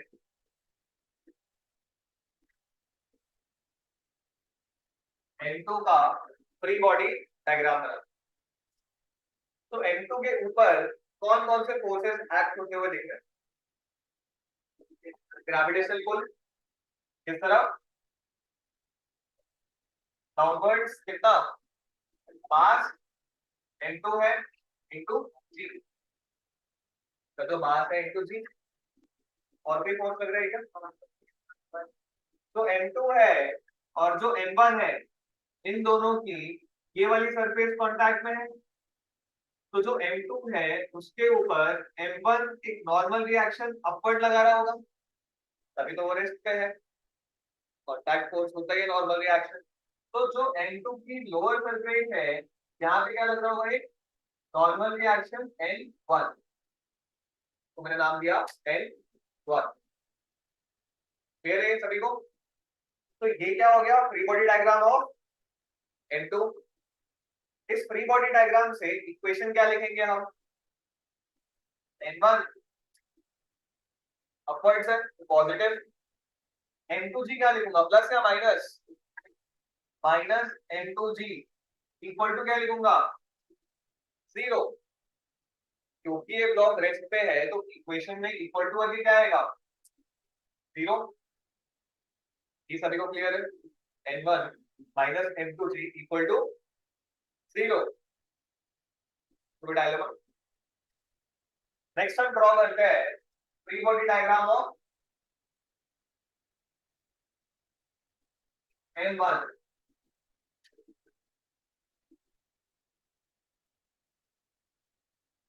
तो जो m1 है उसके ऊपर कौन कौन से फोर्सेस दिख रहे हैं बताओ। सबसे पहले gravitational force in the downward direction, फिर नॉर्मल रिएक्शन कहाँ पे, ये जो ग्राउंड है तो ग्राउंड की वजह से m1 के ऊपर एक नॉर्मल रिएक्शन अपवर्ड रहेगा, तो नाम देता हूं मैं n2। और कोई फोर्स, और कोई फोर्स m2 से डाउनवर्ड। भाई ये जो m2 है और ये जो m1 है इन दोनों के बीच में इस सरफेस पे नॉर्मल रिएक्शन लग रही है ना, तो अगर n2 पे ऊपर लग रही है तो m1 पे क्या लगेगी, सेम नॉर्मल रिएक्शन डाउनवर्ड लगेगी। अरे ये ब्लॉक है, ठीक है, इसके ऊपर मैंने ये दूसरा ब्लॉक रख दिया, पेन रख दिया। तो अगर मैं ये पेन को रख रहा हूं तो क्या इस ब्लॉक के इस सरफेस पे एक डाउनवर्ड नॉर्मल रिएक्शन नहीं है ना। अगर मैंने इस ब्लॉक को इसके ऊपर रख दिया तो यहाँ वाले सरफेस पे एक डाउनवर्ड नॉर्मल रिएक्शन पड़ेगी ना, और वो नॉर्मल रिएक्शन क्या होगी, इक्विवेलेंट ऑपोजिट। यहाँ पे थर्ड लॉ लग जाएगा, एक्शन रिएक्शन है बेसिकली। मैं बोलूंगा ये ब्लॉक है, कैसे रखा।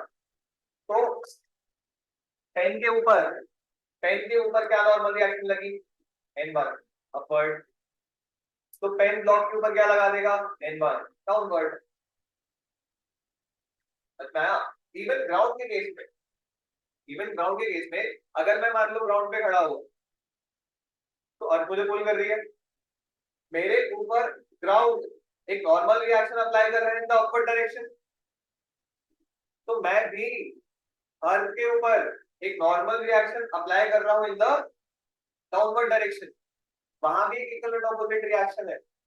उसको हम अगर ग्राउंड का फ्री बॉडी डायग्राम बनाएंगे तो ग्राउंड का फ्री बॉडी डायग्राम क्या होगा, एक नॉर्मल रिएक्शन डाउनवर्ड। बताया, वो बनाते नहीं है क्योंकि वो कोई काम का नहीं है हमारे, उससे कोई इक्वेशन नहीं आती, कोई यूजलेस चीज है हमारी। But getting my point.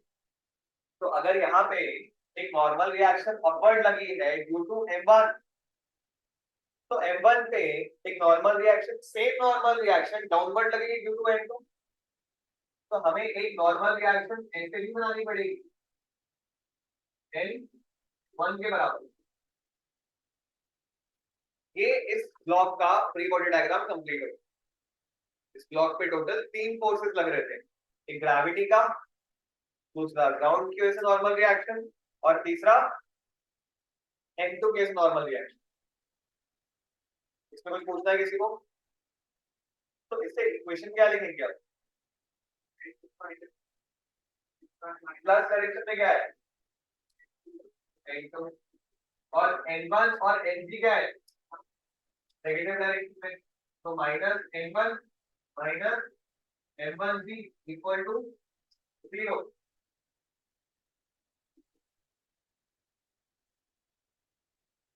तो n1 की वैल्यू क्या आ जाएगी, यहां से n1 की वैल्यू क्या आ गई, m2g, नॉर्मल रिएक्शन 1 की वैल्यू क्या आ गई, m2g।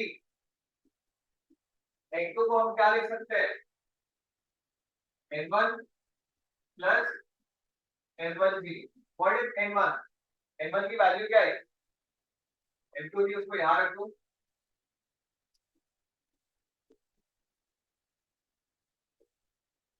तो n2 आ जाएगा m1 plus m2 into,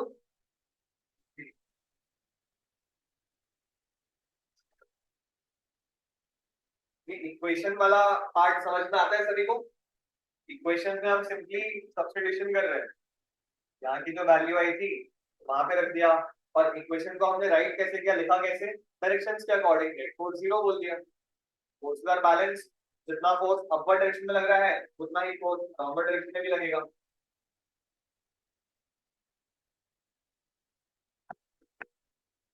clear है सभी को?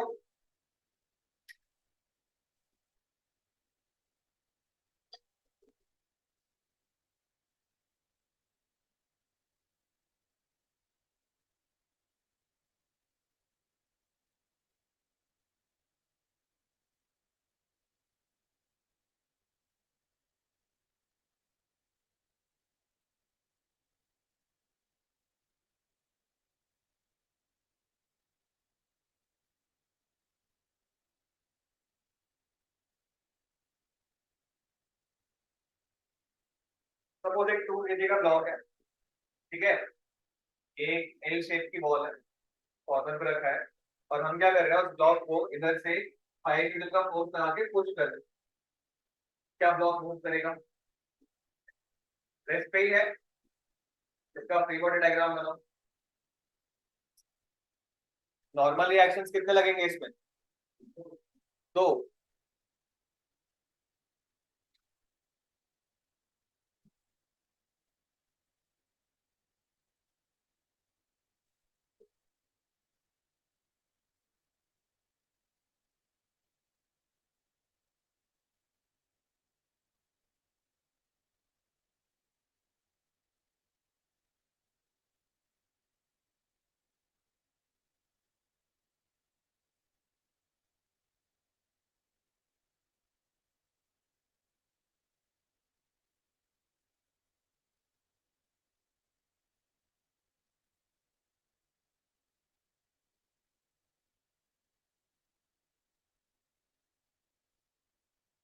Free body diagram.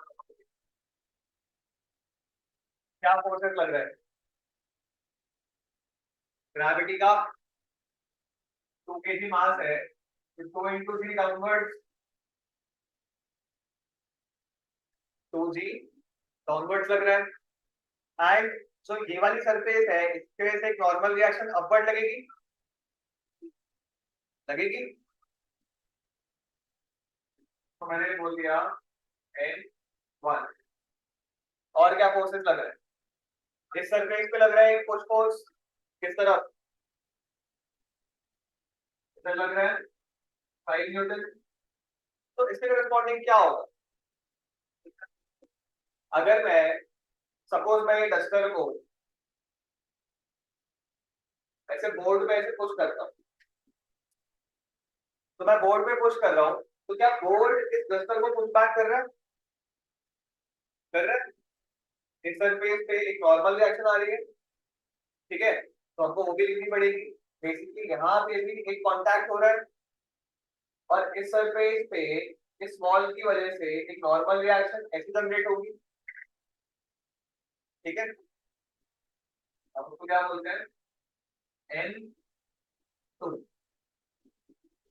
तो ये क्या हो गया? Free body diagram of mass.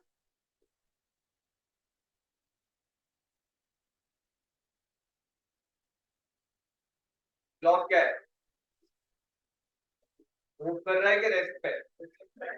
तो इसका मतलब एक्स एक्सिस के अलोंग भी फोर्सेस बैलेंस्ड होंगे, एंड वाई एक्सिस के अलोंग भी फोर्सेस बैलेंस्ड होंगे। तो अलोंग द एक्स एक्सिस हम क्या बोल सकते हैं कि N2 -5 इक्वल टू 0। तो N2 का वैल्यू क्या आ जाएगा?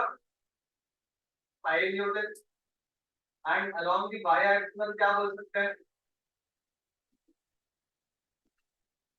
N1 -2g is equal to 0। तो N1 की वैल्यू क्या आ जाएगी? 2 टाइम्स जी। जी का वैल्यू 9.82 भी दिया और रख के निकाल, ठीक है। तो हम यहाँ से फ्री बॉडी डायग्राम बना के ग्राउंड की वजह से नॉर्मल रिएक्शन एंड बॉल की वजह से नॉर्मल रिएक्शन दोनों लिख सकते हैं। This is normal reaction due to ground, this is normal reaction due to ball.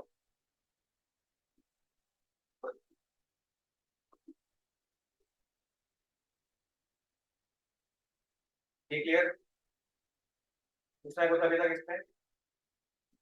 तो किसी भी ब्लॉक का स्टैटिक अगर है तो फ्री बॉडी डायग्राम कैसे बनाओगे? क्लियर हो गया कि उसको सेपरेटली ड्रॉ करोगे और उस पर्टिकुलर ब्लॉक के ऊपर जितने भी फोर्सेस हैं सारे लिखने होंगे। कोई भी फोर्स अगर तुमने मान लो स्किप कर दिया, कोई एक सिंगल फोर्स तुम लिखना भूल गया, नहीं लिखा, उससे क्या होगा? आंसर गलत आएगा। तो you have to be very careful कि ब्लॉक के ऊपर कौन कौन से फोर्सेस लग रहे हैं एंड सारे फोर्सेस को लिखना है। दूसरा, लिखना तो है लेकिन डायरेक्शन भी क्या होनी चाहिए? एक्यूरेट। तुमने सपोज डायरेक्शन गड़बड़ कर दी, डायरेक्शन कुछ गड़बड़, यहाँ तो बहुत सिंपल था। सपोज डायरेक्शन में कुछ गड़बड़ कर दी तो डायरेक्शन बदल दोगे तो उससे क्या होगा? इक्वेशन में प्लस का माइनस, माइनस का प्लस हो जाएगा। अगेन आंसर वेलकम गलत। तो दो चीजों का ध्यान रखना है कि सारे फोर्सेस लिखेंगे एंड दूसरा डायरेक्शन सही लिखेंगे। क्लियर है? और वो सब तुम बना लोगे। अभी हमने डिस्कस किया ग्रेविटी हमेशा पुल डाउन करती है, नॉर्मल रिएक्शन हमेशा पुश करता है। नॉर्मल रिएक्शन पुल कर सकता है क्या? मैंने ये डस्टर को यहाँ रख दिया तो क्या इस डस्टर को ये पुल कर सकता है कि मैंने ऐसा रखा और पुल कर लिया इसने? नहीं, इट विल ऑलवेज पुश। जब कांटेक्ट में आएगा तो वो धक्का ही देगा उसे। डायरेक्शन क्या होगी नॉर्मल रिएक्शन की? हमेशा perpendicular to surface, perpendicular to surface. जिस सरफेस पे नॉर्मल रिएक्शन एक्ट करा रहे हो उस सरफेस के परपेंडिकुलर।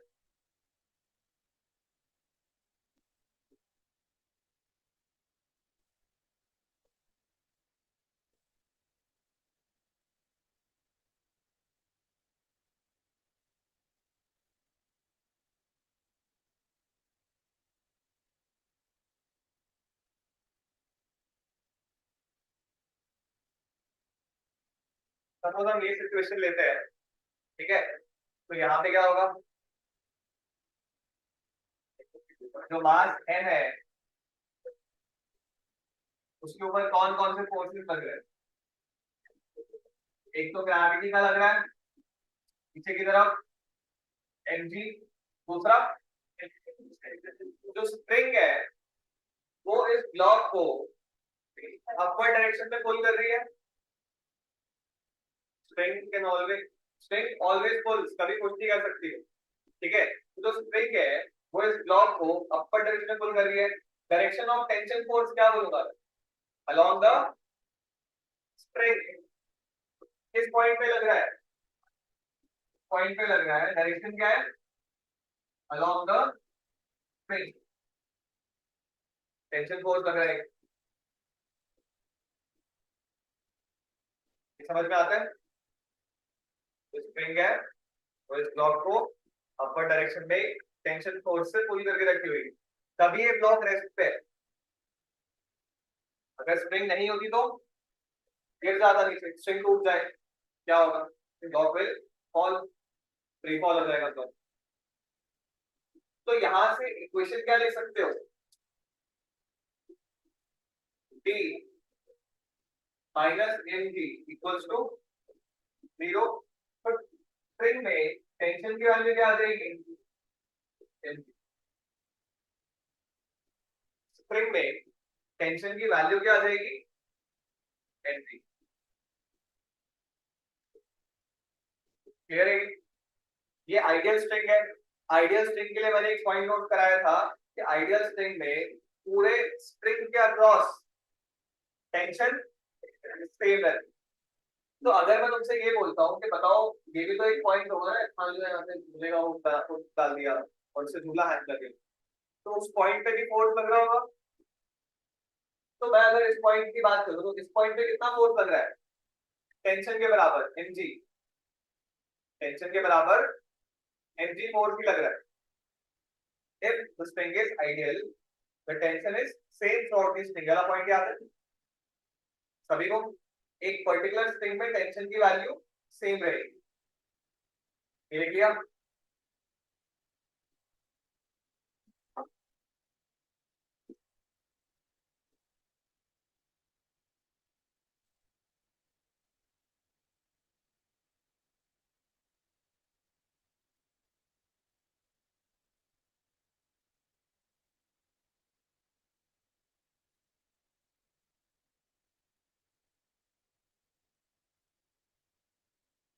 डायग्राम, ये भी सिस्टम पूरा रेस्ट पे है, ठीक है।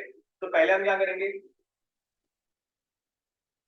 फ्री बॉडी डायग्राम बनाएंगे, N1 का बना लेते हैं पहले।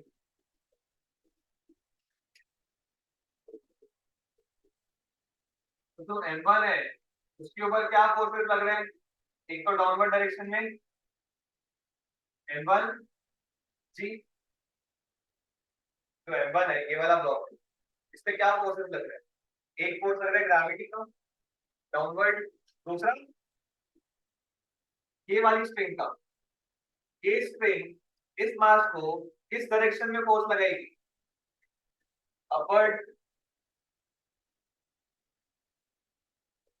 T1 नाम दे देते हैं, ये स्ट्रिंग 1 है और ये स्ट्रिंग 2 है, ये दोनों स्ट्रिंग अलग अलग है, तो इनमें टेंशन की वैल्यू सेम नहीं बोल सकते, तो इसमें मैंने टेंशन की वैल्यू क्या बोली, T1, तो इसमें क्या बोल दूंगा, T2 बोल दूंगा, क्लियर है बात, दो अलग अलग स्ट्रिंग है ना, तो अगर स्ट्रिंग चेंज हो गई, अलग स्ट्रिंग है, तो उसमें टेंशन की वैल्यू सेम थोड़ी बोल पाओगे। Next, free body diagram of M2, M2 draw करो। अब इसके लिए बताओ मुझे कौन कौन से फोर्सेस लग रहे हैं, पहला तो लग रहा है ग्रेविटी का डाउनवर्ड, और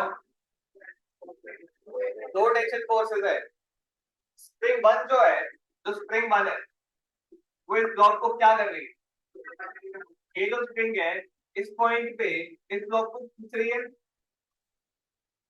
कहीं से, ठीक है, किस फोर्स से खींचेगी, T1, क्यों क्यों सेम, क्योंकि स्ट्रिंग आइडियल मान के चल रहा है, स्ट्रिंग्स क्या है,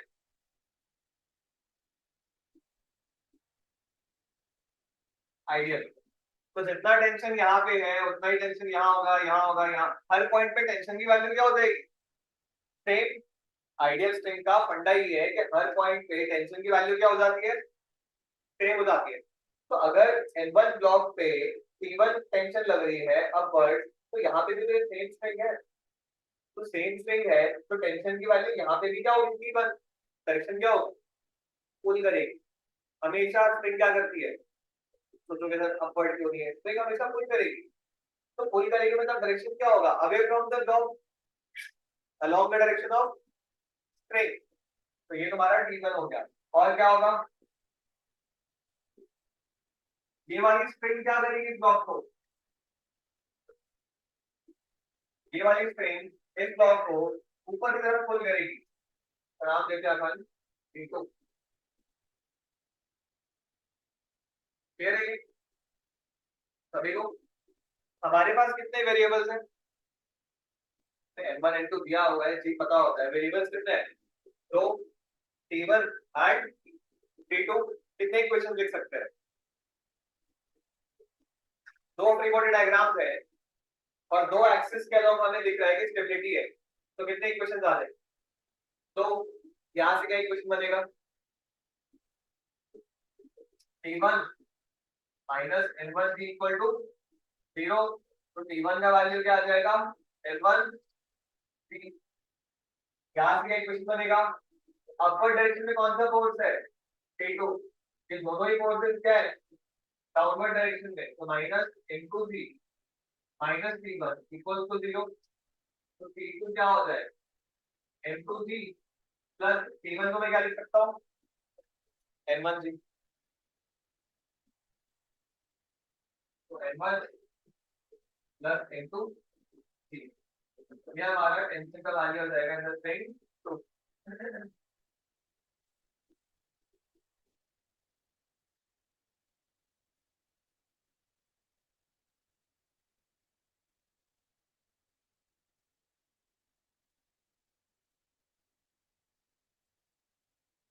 क्लियर है सभी को, तो फ्री बॉडी डायग्राम बना लोगे, अगर अभी तो बेसिक बेसिक क्वेश्चन बन रहा तो बना ही लोगे, एक प्रॉब्लम दे रहा हूँ घर पे ट्राई करना, नेक्स्ट क्लास में आके कंटिन्यू करेंगे।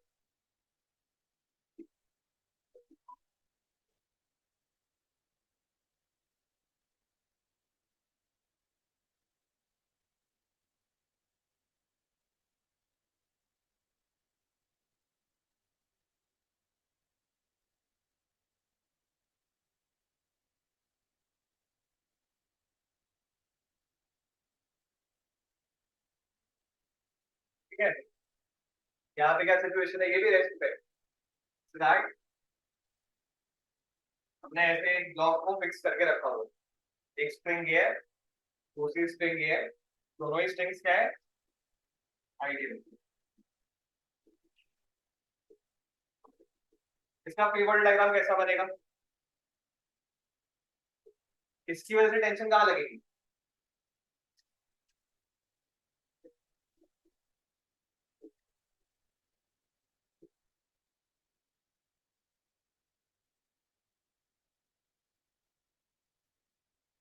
इस स्प्रिंग की वजह से टेंशन कहाँ लगेगी, ये जो स्प्रिंग है पुल करेगी, किस डायरेक्शन में पुल करेगी, अलोंग द स्प्रिंग। 5-6 बार बोल चुका, स्प्रिंग जो है वो हमेशा पुल करती है, किस डायरेक्शन में पुल करती है, अलोंग द स्प्रिंग। तो एक टेंशन लगेगा T1, क्योंकि ये वाला स्प्रिंग और ये वाला स्प्रिंग सेम है या डिफरेंट है, तो इसमें टेंशन और इसमें टेंशन क्या होगा, अलग होगा। समझ में आया, तो इस स्प्रिंग की वजह से टेंशन क्या है, T1। ऐसा ही क्यों बोला, ये डायरेक्शन क्यों बोला, अलोंग द स्प्रिंग ही लगेगा। एंड इस स्प्रिंग की वजह से डायरेक्शन क्या है, T2 तरीके से। समझ आता है ये एंगल कितना होगा, ये एंगल कितना होगा, अगर ये थीटा है 90 है तो ये कितना हो जाएगा, 90 माइनस थीटा। एंड और भी फोर्स लग रहा है, कौन सा, कंपोनेंट तो T2 के ही है, मतलब T2 के ही कंपोनेंट बना लेंगे। ग्रेविटेशनल पुल कहाँ पे, तुम यहाँ पे देखो तो फोर्सेस जो है वो दो एक्सिस के अलोंग बस नहीं है, एक फोर्स जो है वो कहीं मिड पे आ रहा है, तो हमें क्या करना पड़ेगा, इस फोर्स के कंपोनेंट्स ले लेंगे, एक कंपोनेंट लेंगे T2 का इस डायरेक्शन में और एक कंपोनेंट लेंगे इस डायरेक्शन। फिर उसके बाद हम बोलेंगे अब along the x axis equilibrium है या फोर्सेस बैलेंस्ड है, एंड दूसरा along the y axis equilibrium है या फोर्सेस बैलेंस्ड। तो एक इक्वेशन हमें कहां से मिलेगी, एक्स एक्सिस से, और एक इक्वेशन कहां से मिलेगी, वाई एक्सिस से, और ये दो इक्वेशन से हम T1 और T2 का वैल्यू लेंगे, ताकि हमें इजी प्रॉब्लम। ठीक है, तो पढ़ने तो बताए और याद रखो कि टेंशन कैसे लगती है, फोर्स कैसे आइडेंटिफाई करना है, तो तुम्हारे फ्री बॉडी डायग्राम इजी हो जाएंगे।